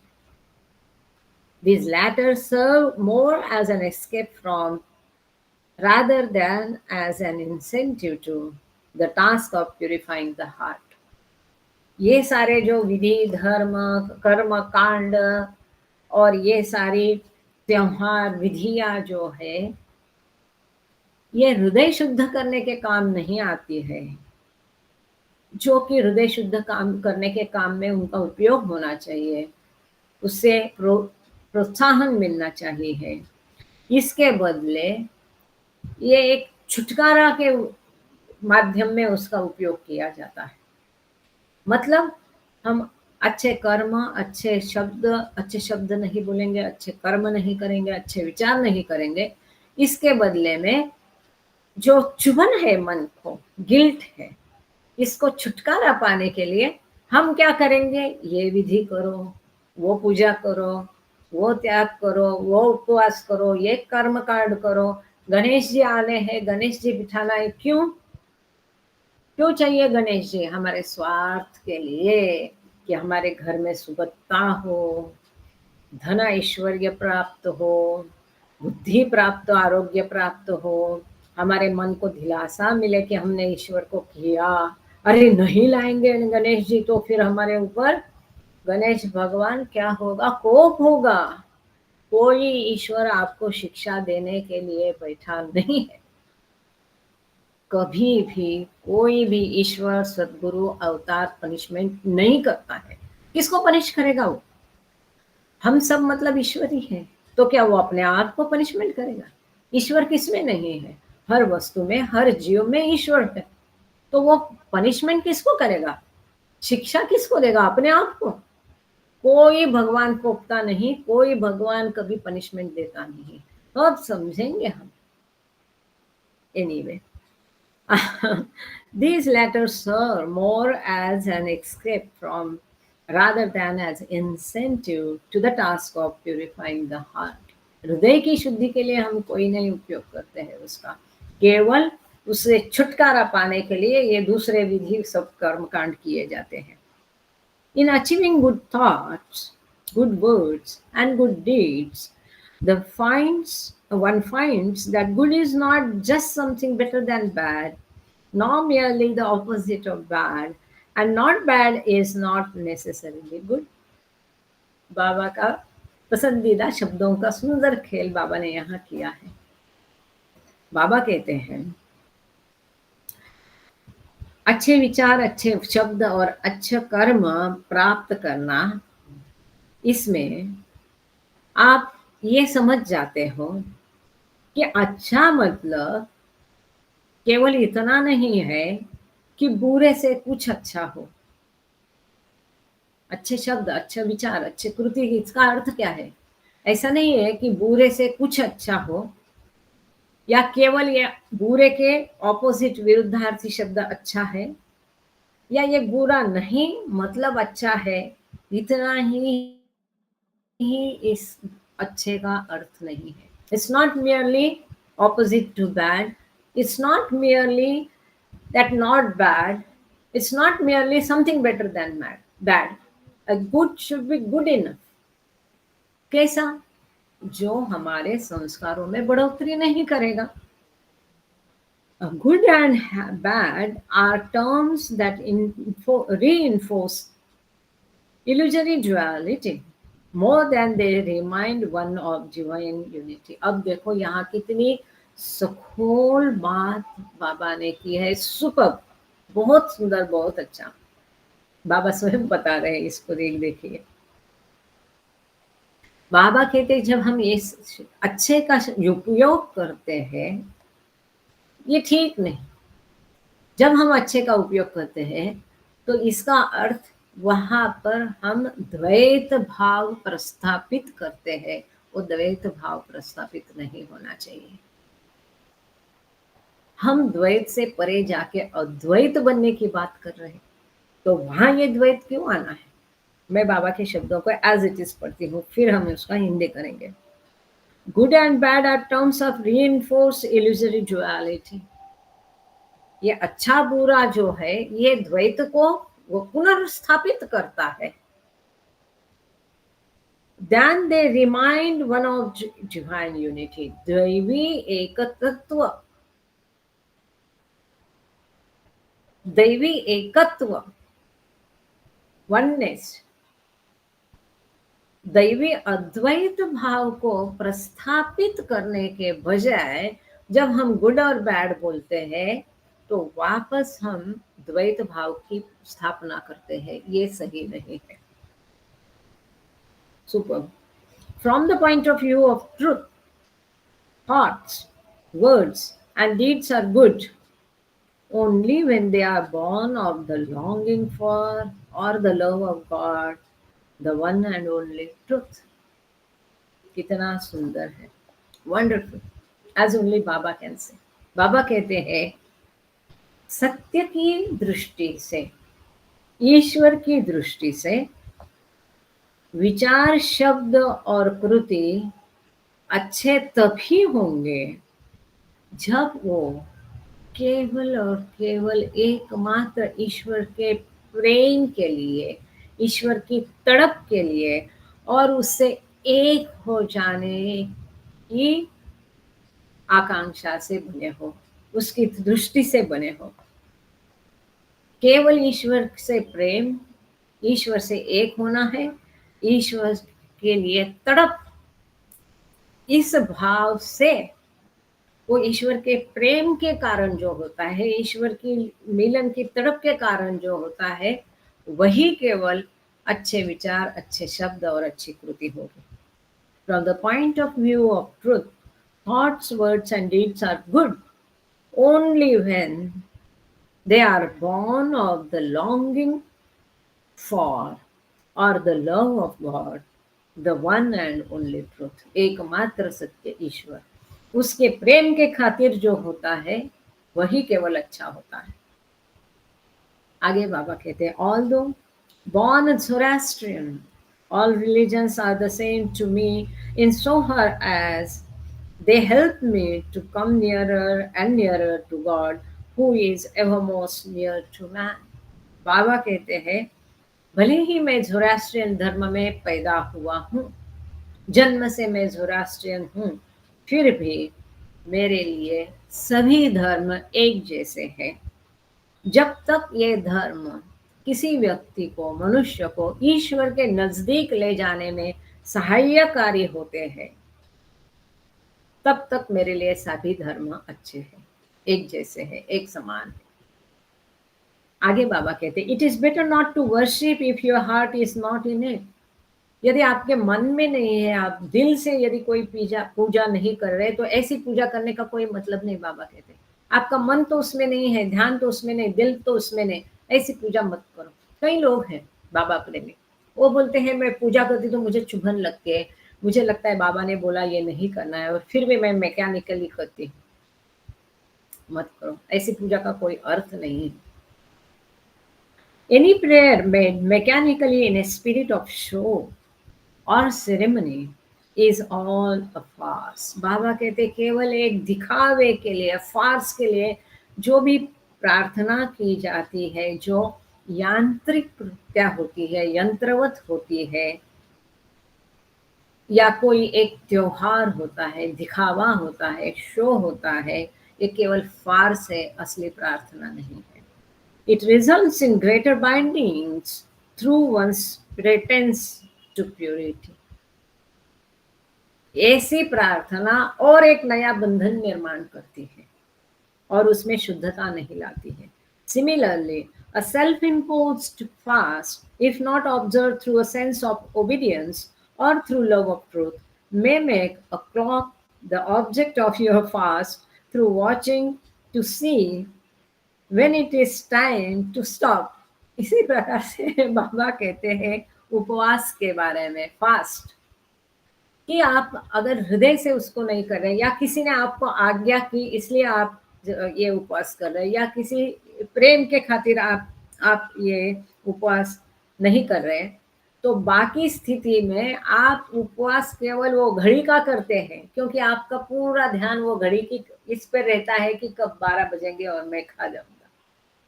आपका ध्यान ईश्वर में नहीं होता है, उपवास में नहीं होता। आपका ध्यान कहाँ होता है? घड़ी पर होता है। और वो उपवास किसके लिए होता है? वो घड़ी के लिए होता है, क्योंकि आपका सारा ध्यान घड़ी पर रहता है, कि ताकि मैं कब वो घड़ी एक होगी और मैं अपना उपवास तोड़ूंगा या तोड़ूंगी, छोड़ूंगा या छोड़ूंगी। Such actions tighten more than they loosen the bindings of impression. ऐसी जो कृतियां है, ये हमें संस्कारों के बंधनों से छुड़ाने के बदले और नए संस्कार के बंधन हमारे ऊपर चढ़ा देती है। हमें समझने की बात है, ऐसी पूजा अर्चा त्योहार हम समझते हैं क्यों कर रहे हैं? ये हमारे लिए और नए बंधन, नए संस्कार निर्माण करते हैं, इसलिए इसको नहीं करना है। आगे बाबा कहते बहुत महत्वपूर्ण, by not eating you gather the impressions of not eating. नहीं खाने से आप नहीं खाने के संस्कार इकट्ठा करते हैं। डूइंग और not doing anything, whether sleeping, staying awake or even breathing, creates impressions on your mind. बाबा कहते कोई भी चीज करने से या नहीं करने से, चाहे वो सोना हो, जागना हो या सांस लेना हो, आपके मन के ऊपर नए संस्कार बनाते रहते हैं। Therefore, you may fast indefinitely, hang yourself upside down or knock out your brains on a slab of stone and yet not free your mind of its impression. चाहे बाबा कहते कुछ भी करो, आप अनंत काल से इंडेफिनिट स्ट्राइक रहता है, ऐसा इंडेफिनिट अनंत काल तक आप उपवास रखो, अपने आप को उल्टा लंगाओ, अपसाइड डाउन, पैर ऊपर मुंडी नीचे, या अपना माथा किसी पत्थर पे पटक लो, फिर भी आपके मन से संस्कार नष्ट नहीं होंगे। फिर भी आपके मन में जो संस्कार है इनसे मुक्त नहीं हो जाओगे। डिस्कोर्सेस में एक चैप्टर है, एक्शन इन एक्शन। नहीं करने से भी संस्कार निर्माण कैसे होते हैं, वो उस चैप्टर में बहुत अच्छा स्पष्ट किया है, लेकिन हमने हिंदी में वो पढ़ा नहीं, मराठी में पढ़ा है। हमेशा मैं सोचती थी इनएक्शन से संस्कार कैसे निर्माण होते हैं, तो इनएक्शन से भी संस्कार निर्माण होते हैं। जैसा बाबा ने यहाँ कहा, नहीं खाने का भी संस्कार होता है। जब आप नहीं खाते तो नहीं खाने का संस्कार निर्माण होता है। फिर मैं उपवास करती हूँ, मेरा आज उपवास है, मेरा बड़ी प्राइड के साथ, गर्व के साथ लोग कहते रहते हैं, अरे आज मैं कुछ नहीं खाऊंगी, आज मेरा उपवास है। मतलब वो अहम को भी आपके बढ़ावा देता है, एक और बात रहती है। Why then should you necessarily give up eating, drinking, doing your duty to your wife and children and looking after the welfare of others?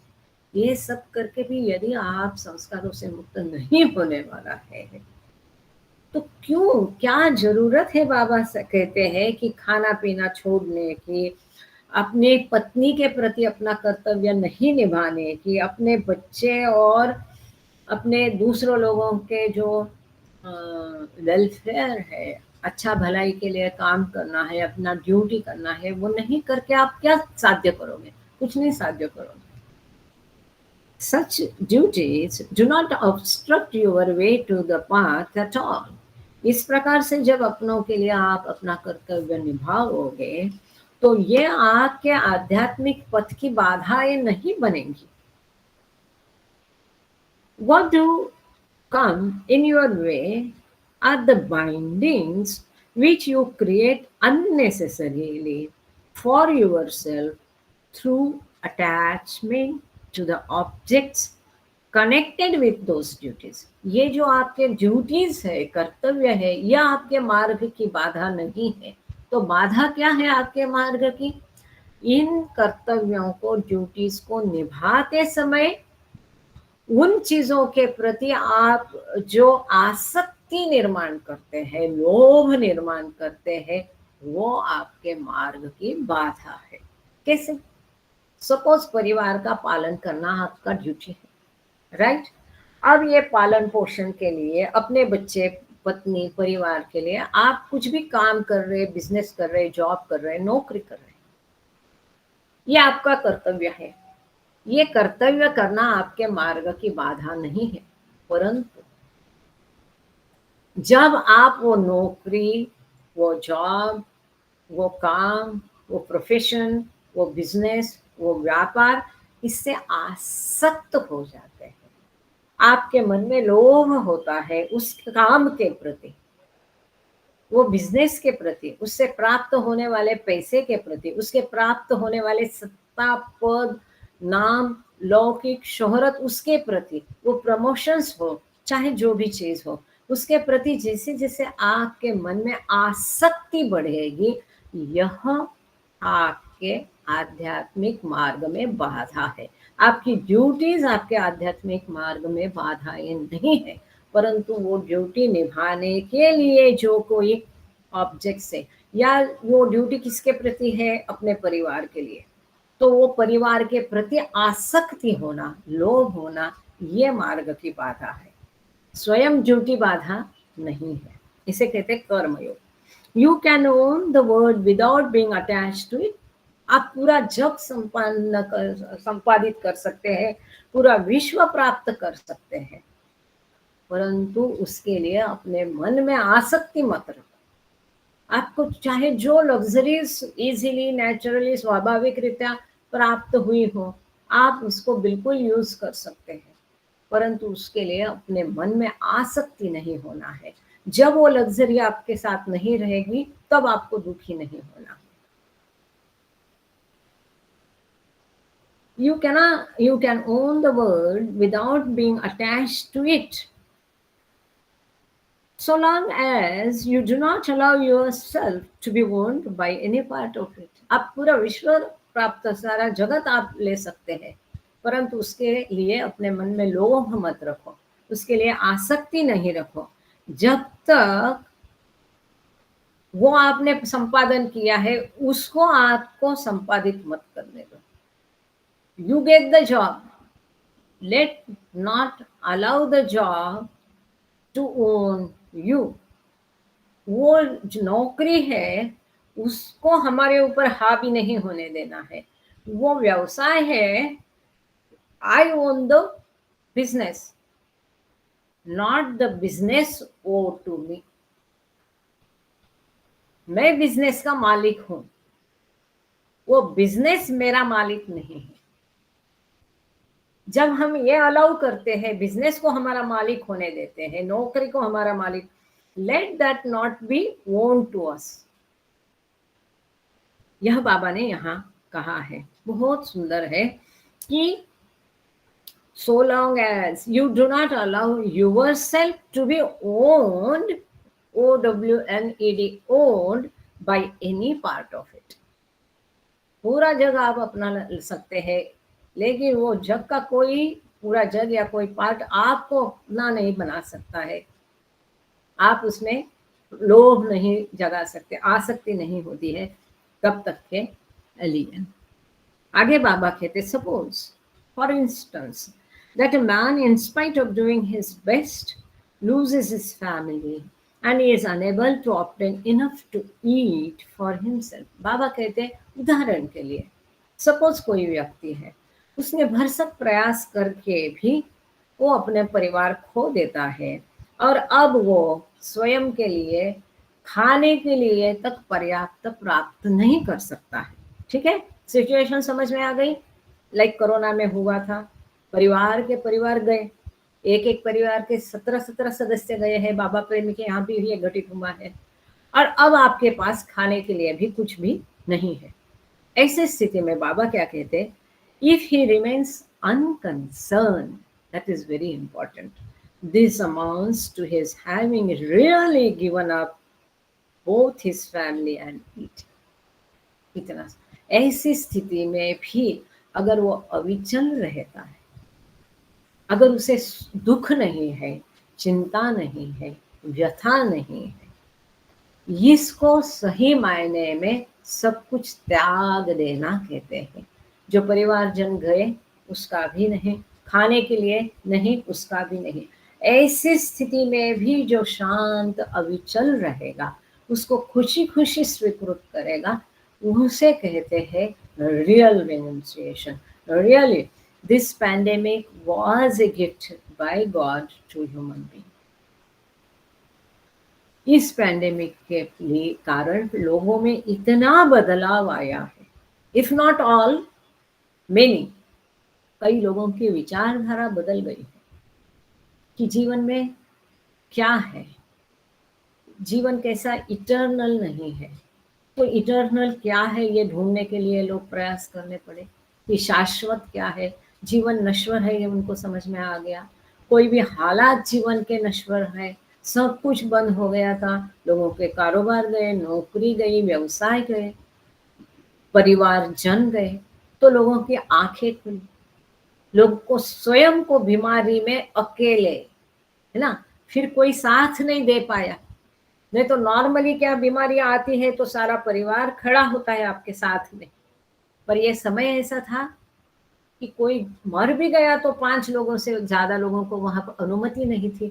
इस सब स्थिति के कारण जो सोचने वाले लोग हैं वो सही में इस स्थिति का लाभ उठाएंगे, उनको सोचने के लिए मजबूर किया है, और यही बड़ी बात है।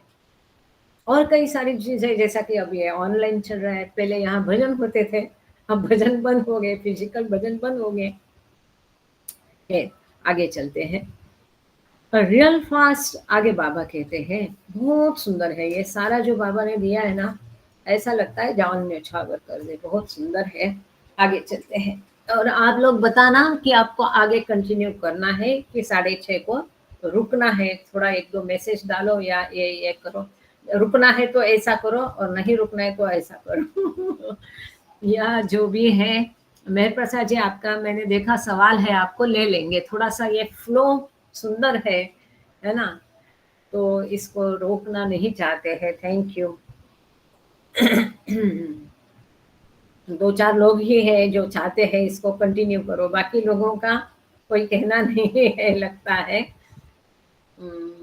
मतलब 6:30 को खत्म करना है कि आगे करना है, ये मैं पूछ रही थी।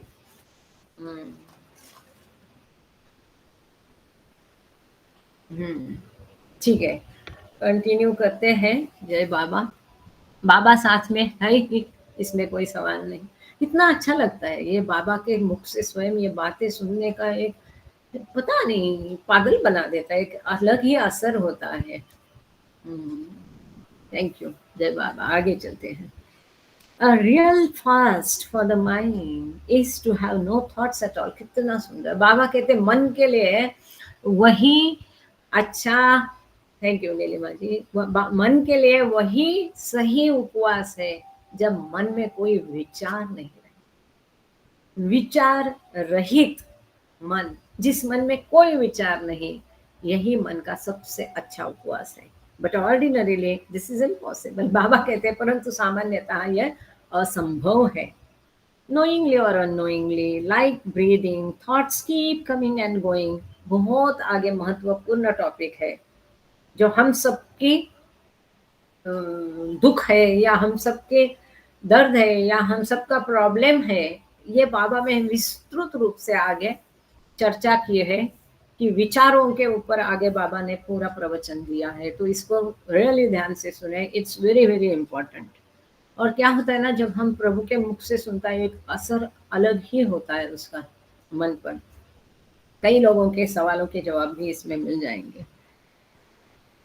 बाबा कहते जानते अनजाने में सांस लेते हुए विचार आते जाते रहते हैं, अपने आप आते जाते रहते हैं।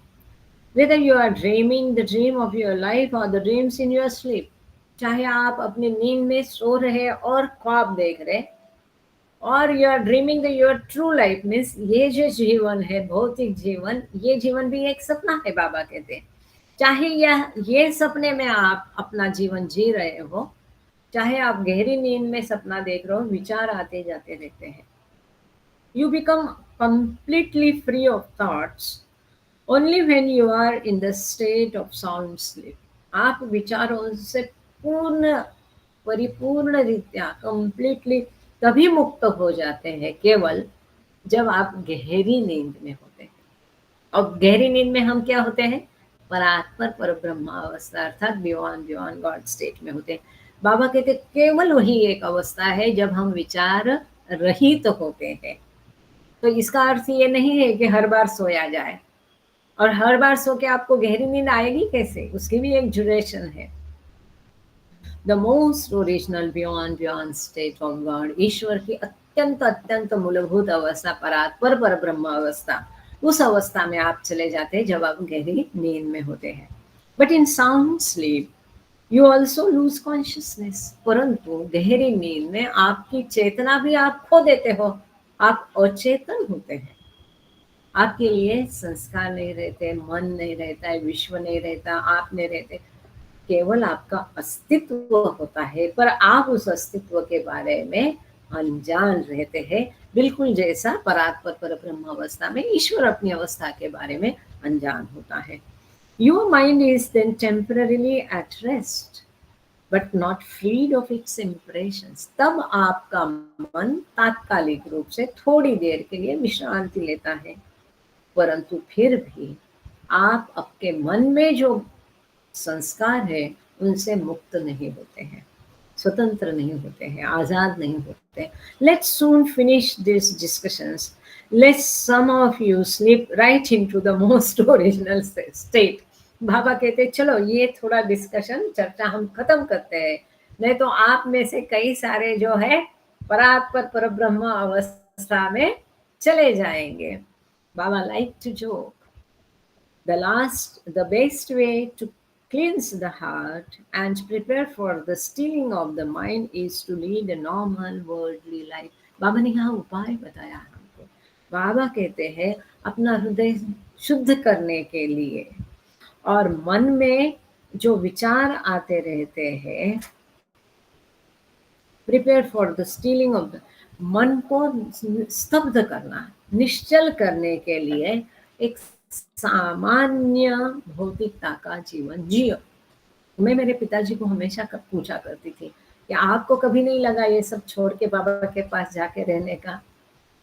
तो बाबा ये सब बताते थे उनको, तब से बताते आए हैं बाबा कि lead a normal life, living in the midst of your day to day duties, responsibilities, likes, dislikes, etc.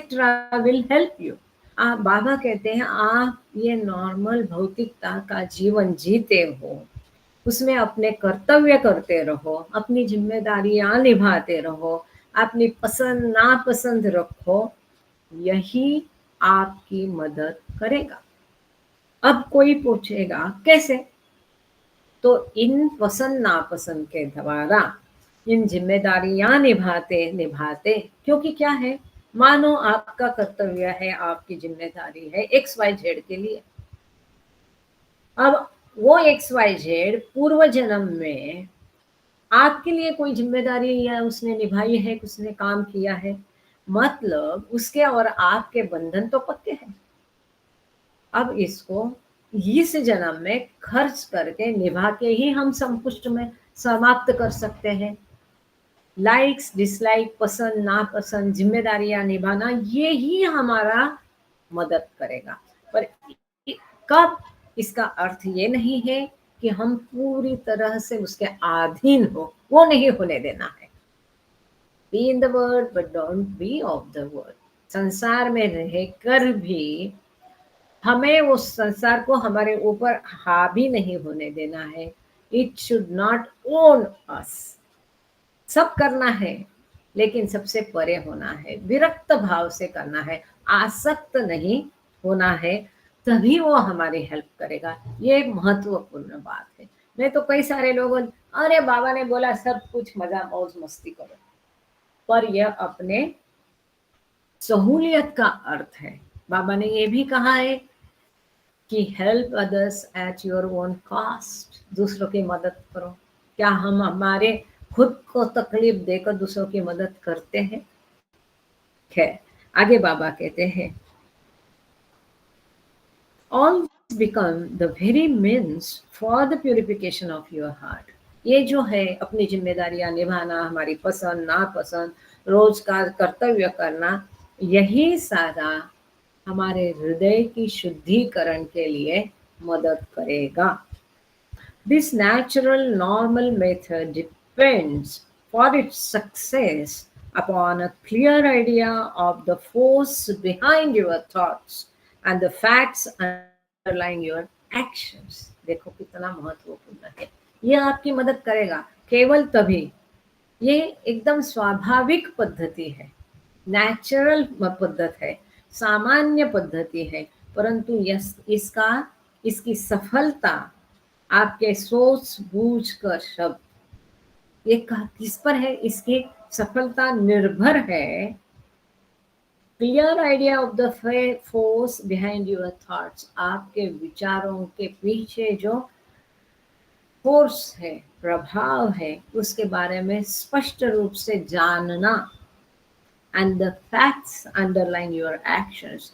आप जो कृतियां कर रहे हैं, इसके पीछे क्या तथ्य है, इसको जानकर जब आप ये करेंगे तभी वो आपकी मदद करेगा। मतलब दुनियादारी का सामान्य जीवन जीना, यह हमारा हृदय शुद्धि के लिए मदद करेगा केवल तभी। यह पद्धति सामान्य है, स्वाभाविक पद्धति है, नेचुरल है, लेकिन उसकी सफलता इसके ऊपर निर्भर है कि आप कितना सोच बूझकर अपना कार्य कर रहे हैं, कितने सोच बूझकर अपने शब्द बोल रहे हैं, कितने सोच बूझकर अपने विचार रख रहे हैं।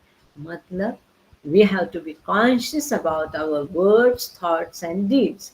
मतलब हम हमारे हर एक विचारों पर सोचे, नियंत्रण रखे, हर एक शब्दों पर सोचे, हमारी हर एक क्रिया पर सोचे कि क्या करना चाहिए, क्या नहीं करना चाहिए, ये क्रिया क्यों हुई, ये आपत्ति क्यों आई, ये स्थिति क्यों निर्माण हुई, इसके बारे में हमें सोचना चाहिए, सोच बूझ कर। इसके लिए उसको डिस्कोर्सेस में लिखा है विचार पूर्वक क्रिया। ये विचार पूर्वक क्रिया हमें हमारे इम्प्रेशन से मुक्त करने में सहायकारी होगी। The force behind your thoughts is the force of the impressions in your mind। हमारे विचारों के पीछे जो फोर्स है, प्रभाव है, कई बार हम लगता है एकदम आ जाता है force, we can feel it, कुछ करने के लिए, बोलने के लिए, विचार करने के लिए। ऐसा क्यों है? यह हमारे संस्कारों के कारण है। यह हमारे संस्कार उछलते हैं। दरिया में पानी कैसा उभार लेता है, लहरें कैसे उठती है, ऐसे ये संस्कार ऊपर उठ के हमें फोर्स करते हैं उस प्रकार का विचार करने के लिए, उस प्रकार का बोलने के लिए, उस प्रकार का कार्य करने के लिए। ये संस्कार हमें प्रेरित करते हैं। तो ये हमारे विचारों के पीछे जो the force behind your thoughts is the force of the impressions in your mind। हमारे विचारों के पीछे जो है, यह हमारे मन के जो संस्कार है वो है जो हमसे ये क्रिया कराते हैं। The impressions are there due to your own previous actions. अब impressions क्यों है, संस्कार क्यों है? हमारे ही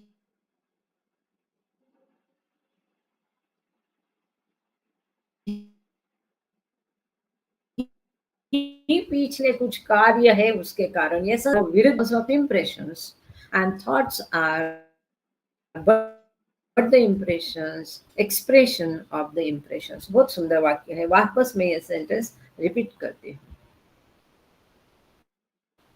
Actions are the cause of impressions, मतलब हम जो भी कार्य करते हैं, क्रिया करते हैं, उसका कारण क्या है? संस्कार, एक्सप्रेशन ऑफ द इम्प्रेशंस। और हम जो विचार करते हैं ये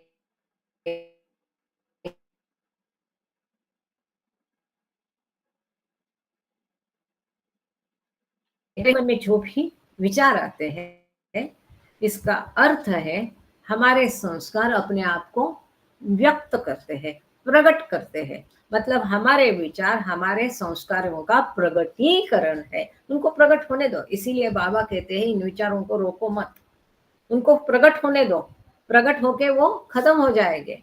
परंतु बाबा कहते हैं इन विचारों पर अमल मत करो, उन विचारों के अनुसार कार्य मत करो, उन विचारों के अनुसार बोलो मत। ये आगे आएगा, बहुत सुंदर और बहुत महत्वपूर्ण है। Actions are the cause of impressions and thoughts are but the expression of the impressions। ठीक है, this being true बहुत महत्वपूर्ण है, ये सत्य है। The more you try to check your thoughts, the more you interfere with the natural process। इसीलिए बाबा कहते हैं जो मन में आते हैं उनको जबरदस्ती रुकाओ मत, सप्रेस मत करो, दबाओ मत। आप जितना दबाओगे उतना वो उछल खाएंगे। रबर होता है, रबर बॉल, आप जितना दबाओगे उतना टप करके वो बाउंस होता है, उछलता है, कूदता है। इसी प्रकार बाबा कहते हैं जितना अधिक आप मतलब आप अपनी ये स्वाभाविक जो प्रक्रिया है अपने संस्कारों को प्रकट होने की उसमें दखल अंदाजी दे रहे हैं। You are interfering with your thoughts, your impressions to express themselves through the media of thoughts। मतलब विचारों के माध्यम से जो हमारे संस्कार व्यक्त होके हम खर्च कर रहे हैं, ये एक स्वाभाविक प्रक्रिया है। उसको हम इंटरफेयर करते, उसमें दखल अंदाजी करते, उसमें बाधा डालते। कब? जब हमारे विचारों को हम अनावश्यक रीत्या दबाने की, नियंत्रण में करने की कोशिश करते हैं। Natural process of their expression, sooner or later with the added force produced by suppression, the impressions are bound to express themselves completely। अभी नहीं तो बाद में, जब ये दबे हुए विचारों का दबाव बढ़ता जाएगा तैसे वैसे वैसे ये जो इम्प्रेशंस या संस्कार जो है अपने आप को और अधिक पूर्ण रीत्या एक्सप्रेस करेंगे, प्रकट करेंगे, व्यक्त करेंगे। मतलब कैसा होता है, इसीलिए बाबा ने योगा को कभी भी बढ़ावा दिया नहीं। योगा मतलब योग साधना, बाबा योग साधना को कभी प्रोत्साहन नहीं देते थे, क्योंकि बाबा कहते हैं योग साधना करके टेम्पररीली, तात्कालिक रूप से, मैकेनिकली कुछ एक विधि और क्रिया के माध्यम से हम मन को निश्चल बनाते हैं। लेकिन ये निश्चल बनाना मतलब ये जो स्वाभाविक प्रक्रिया है इम्प्रेशंस या संस्कारों की, विचारों के माध्यम से अपने आप को व्यक्त करने की, इसमें हम बाधा डालते हैं। तो जब तक वो क्रिया हम कर रहे हैं मन स्तब्ध रहता है, विचार स्तब्ध होते हैं। लेकिन जैसे हम वो योगिक क्रिया के बाहर आ जाएंगे ये सारे दबे हुए विचार दुगने फोर्स से और ऊपर उठाते हैं। और ये धोखा खास करके चौथी भूमिका में होता है। मानो कोई साधक है, योग साधना से आगे जा रहा है और चौथी भूमिका में उसको बहुत सारी शक्ति मिलती है, अमर्याद शक्ति मिलती है। अब उसने योग साधना से अब तक अपने मन को दबा के रखा है, अब वो चौथी भूमिका में एकदम उछलकर कूद आता है और उसको प्रेरित करता है। वो जो उसने अपने कार्य दबा के रखे थे, चाहे उसने फास्ट किया हो, चाहे काम वासना के विचार हो, चाहे क्रोध हो, जो भी उसने दबा के रखा, वो एकदम उफान पर ऊपर आ जाता है। और फिर यदि वो पूरे किसी गुरु की, परफेक्ट मास्टर, किसी गुरु की सहायता के बिना यदि वो प्रवास कर रहा है तो वहां धोखा होता है, डेंजर होता है, वो खाई में गिर सकता है, अपनी शक्तियों का दुरुपयोग वो कर सकता है। इसलिए जबरदस्ती उनको दबाना नहीं है। तो यहाँ बाबा कहते हैं कभी ना कभी वो वापस उफान पर आ जाएंगे। आगे बाबा कहते हैं the truth of action is that very action, significant or insignificant, voluntary or involuntary, is at once impressed in turn upon your mind.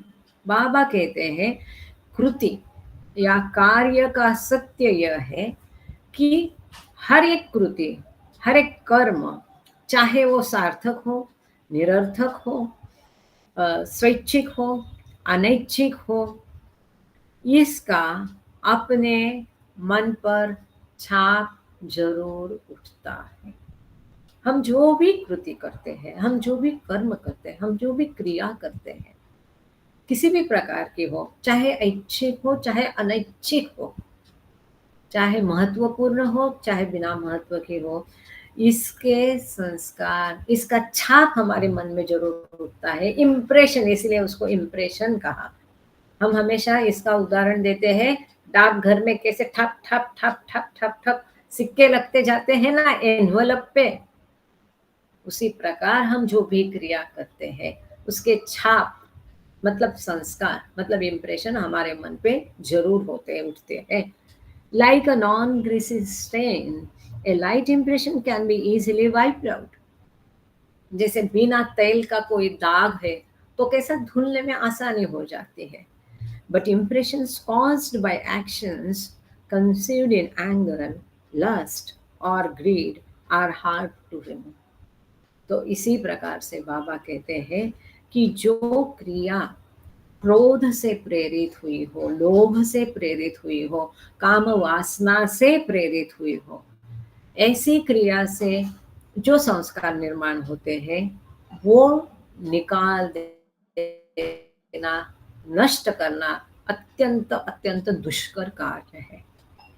In short, actions produce impressions and impressions produce thoughts. तो संक्षेप में यही है कि कार्य, कर्म, कृति का ये कार्य के वजह से, कर्मों के कारण संस्कार बनते हैं, इम्प्रेशन बनते हैं, और ये इम्प्रेशन के संस्कारों के कारण विचार आते हैं। And thoughts in turn tend to precipitate their action. और बदले में वापस ये विचार हमें कार्य करने के लिए प्रेरित करते हैं। So it's a vicious circle, जैसा आप देख रहे हैं, ये दुष्ट चक्र है। दुष्ट चक्र आपकी समझ में आ गया? कोई भी हम क्रिया करते, कार्य करते, उससे इम्प्रेशंस होते, संस्कार बनते। ये संस्कार हमारे मन में विचार उत्पन्न करते हैं और ये विचार हमें पुनः कार्य करने के लिए प्रेरित करते हैं। इज अ दुष्ट चक्र हो गया ये, इट्स अ विशियस सर्कल। इसीलिए बहुत सतर्क रहना है, सावधान रहना है। For the purification of your heart, leave your thoughts alone, but maintain a constant vigil over your actions. इसीलिए बाबा कहते अपना हृदय शुद्ध रखना है, तो केवल अपने विचारों के बारे में सतर्क ना रहो, तो अपनी कृति के बारे में भी सतर्क रहो। हम क्या कार्य कर रहे हैं, हम क्या कर्म कर रहे हैं, इसके बारे में हमको बहुत विजिलेंट होना पड़ेगा, सावधानी बरतनी पड़ेगी, सतर्क होना पड़ेगा। हमारे मन में हम क्या सोच रहे हैं, इसके बारे में भी हमें सावधान होना पड़ेगा, सतर्कता बरतानी पड़ेगी। When you have thoughts of anger, lust or greed, do not worry about them and do not try to check them. बाबा कहते जब आपके मन में लोभ, कामुक भावना या क्रोध के विचार आएंगे तो उसके बारे में आप चिंता मत करो और उनको रोकने की, उन पर नियंत्रण करने की कोशिश भी ना करो। Let all such thoughts come and go without putting them into action. ऐसे सारे विचार आने दो, अपने आप जाने दो, बिना हमें बताने। आते हैं जाते हैं, जाने दो, आने दो, जाने दो, परंतु उस पर कार्यान्वयन मत करो, उस पर अमल मत करो। आपके मन में भले कोई भी विचार आता है, लेकिन उस विचार को कृति में मत करो, उस प्रकार का कर्म मत करो। चाहे हमारे मन में विचार आया, बहुत क्रोध आया, अरे 1000 बार हम बोलते हैं इस ग्रुप में इसके अलावा कुछ मत डालो, ये एक ही आदमी बार बार क्या इतना सर डाल रहा है, क्रोध आता है। उसी समय क्रोध पर अमल करना पड़ता है, उसको रोकना नहीं, डांटना नहीं, लेकिन उससे डिसिप्लिन तो चाहते हैं। और अधिक प्रेम से बात करो और अधिक प्रेम से उसको मैसेज डालो, उस पर गुस्सा करके काम। गुस्सा मन में आता है पर वो दिखाना नहीं, गुस्से से बात करना नहीं, गुस्से से एक गुस्सा आया किसी को थप्पड़ लगाने का, थप्पड़ लगाना नहीं। मन में विचार आया बस आने दो, जाने दो, उसके ऊपर अमल नहीं करना, ये महत्वपूर्ण है।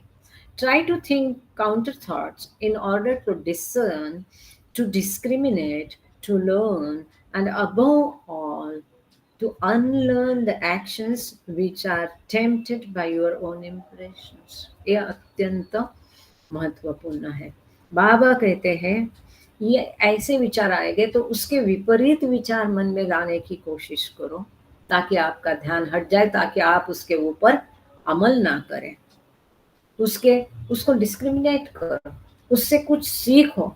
और सबसे ऊपर है जो हमने कृतियां की है, जिस कृति के कारण इस प्रकार के unlearn the actions which are prompted, जो हमने कार्य किया है उसको अनलर्न करो। मतलब क्या कहेंगे, ठीक है पढ़ते हैं उसको भी हिंदी से पढ़ते हैं, अनलर्न करो, प्रॉम्प्टेड बाय योर ओन, हमारे ही संस्कारों के कारण, हमारे ही इम्प्रेशंस के कारण ऐसी कृति हम करते हैं, इसको अनलर्न करो और हम उसको सीखने की कोशिश करो हर एक चीज में से। इसको मैं 2 मिनट मुझे समय देना, मैं थोड़ा इसको हिंदी में देखती कौन से पेज पे है ढूंढती हूँ और आपको हिंदी में एक बार परफेक्ट ट्रांसलेशन इसका कर देती हूँ।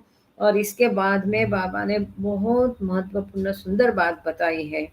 ये पूरा ही मास्टरमाइंड है, मास्टर का मास्टरमाइंड है। अब हम कहाँ पर है, for the purification of your heart. अब ये पेज नंबर कहाँ है, ढूंढे भाई, ढूंढो।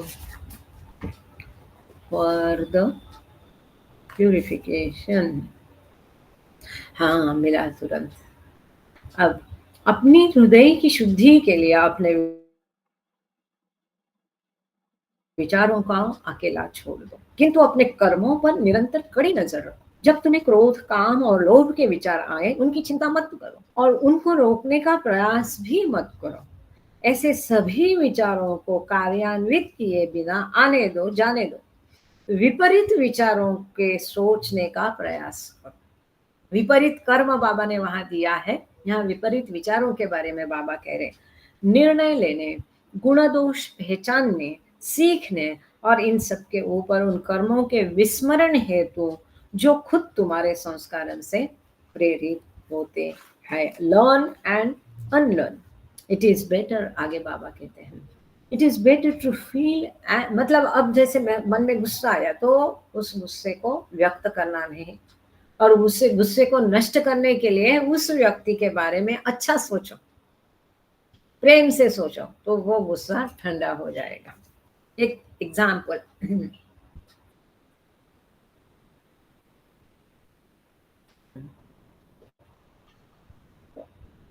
It is better to feel angry sometimes than merely to suppress anger. बाबा कहते हैं कभी कभी थोड़ा गुस्सा होना अच्छा होता है, गुस्से को पूरा दबाने के बदले थोड़ा गुस्सा होना कभी कभी ठीक होता है.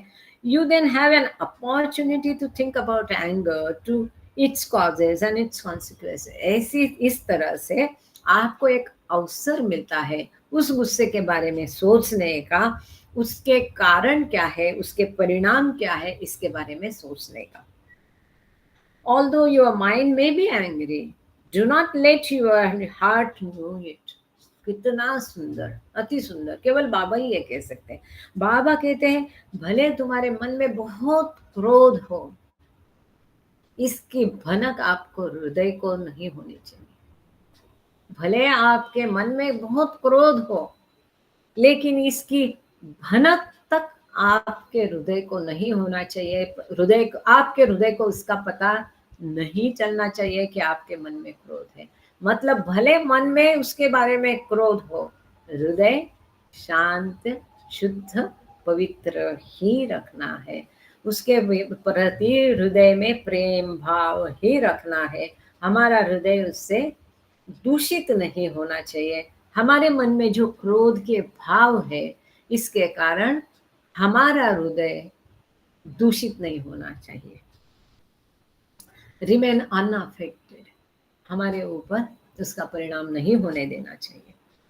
If you never feel angry you will be like a stone. यदि आपको कभी गुस्सा नहीं आएगा तो आप एक पत्थर के जैसे हो जाओगे. In which from the mind is least developed. वो पत्थर का रूप है ना, इन्वोल्यूशन, उत्क्रांति के दौर में जो पत्थर का रूप है, उसमें मन का डेवलपमेंट नहीं हुआ है, मन विकसित नहीं हुआ है. तो इस प्रकार के अगर गुस्सा नहीं करोगे तो आप पत्थर के माफिक होगे. तो इसका कोई फायदा नहीं है उत्क्रांति की दौर में, क्योंकि वहां मन का भी अपना कार्य है. Similarly, if you never have lusty thoughts, you cannot achieve the merit of having avoided lustful actions. ये केवल बाबा ही बोल सकते. अध्यात्म में यदि हम सोचेंगे, आज मंच पर बैठ के कोई पंडित, कोई साधु इस प्रकार का भाष्य करेगा, तुरंत उसके खिलाफ नारेबाजी होगी. बाबा कहते हैं इसी प्रकार से आपके मन में अगर कामुक भाव निर्माण होते हैं, तो आपके मन में कभी कामुक भाव निर्माण नहीं होंगे, तो उन कामुक क्रियाओं को रोकने का, टालने का क्रेडिट आपको कैसे मिलेगा? मन में कामुक भाव निर्माण होने के बावजूद यदि आप वो कृति में नहीं लाते हैं, कामुक कृति नहीं करते हैं, तो ये बहुत बड़ा क्रेडिट है, मेरिट है.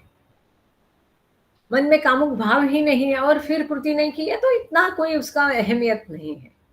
परंतु कामुक भाव निर्माण होने के बावजूद कामुक कृति नहीं करते, तो ये ज्यादा अहमियत वाली बात है. इनडायरेक्टली बाबा कह रहे हैं, let the thoughts of anger, lust and greed come and go freely and unasked without putting them into words and actions.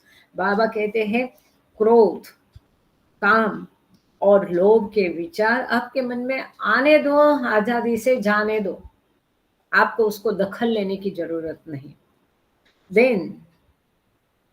लेकिन उसको आप शब्दों में और कृति में लाओ मत. Then the related impressions in your mind begin to wear out and become less and less harmful. इस प्रकार से विचार आएंगे. क्यों आते विचार? हमारे संस्कारों के कारण. विचार आने दो, जाने दो, लेकिन उसके ऊपर एक्ट मत करो. ऐसा आप जब करोगे तो धीरे धीरे आपके मन में जो इस प्रकार के संस्कार है वो दुर्बल होके नष्ट हो जाएंगे और वो ज्यादा दुष्कर नहीं होंगे, हार्मफुल नहीं रहेंगे, तकलीफ वाले नहीं रहेंगे. But when you put such thoughts into action, whether overtly or secretly, you develop new impressions worse than those which are spent in the heart. लेकिन ऐसे विचार यदि आप कृति में लाते हो, चाहे खुले आम हो या चुपके से हो, तो इसके कारण आप और नए संस्कार निर्माण करते हैं, जो कि पहले कृत्य से संस्कार निर्माण हुए उससे भी अधिक भयानक होते हैं। अब इसको यहाँ समझना पड़ेगा। अब पहले जन्म में कुछ हुआ, इसके कारण एक इम्प्रेशन हो गया। अब चाहे किसी बाघ ने, सिंह ने खा लिया हमको, और अब ये क्रोध का संस्कार है, ठीक है। अब किसी के ऊपर क्रोध आ गए, इसके इम्प्रेशन के कारण ये क्रोध का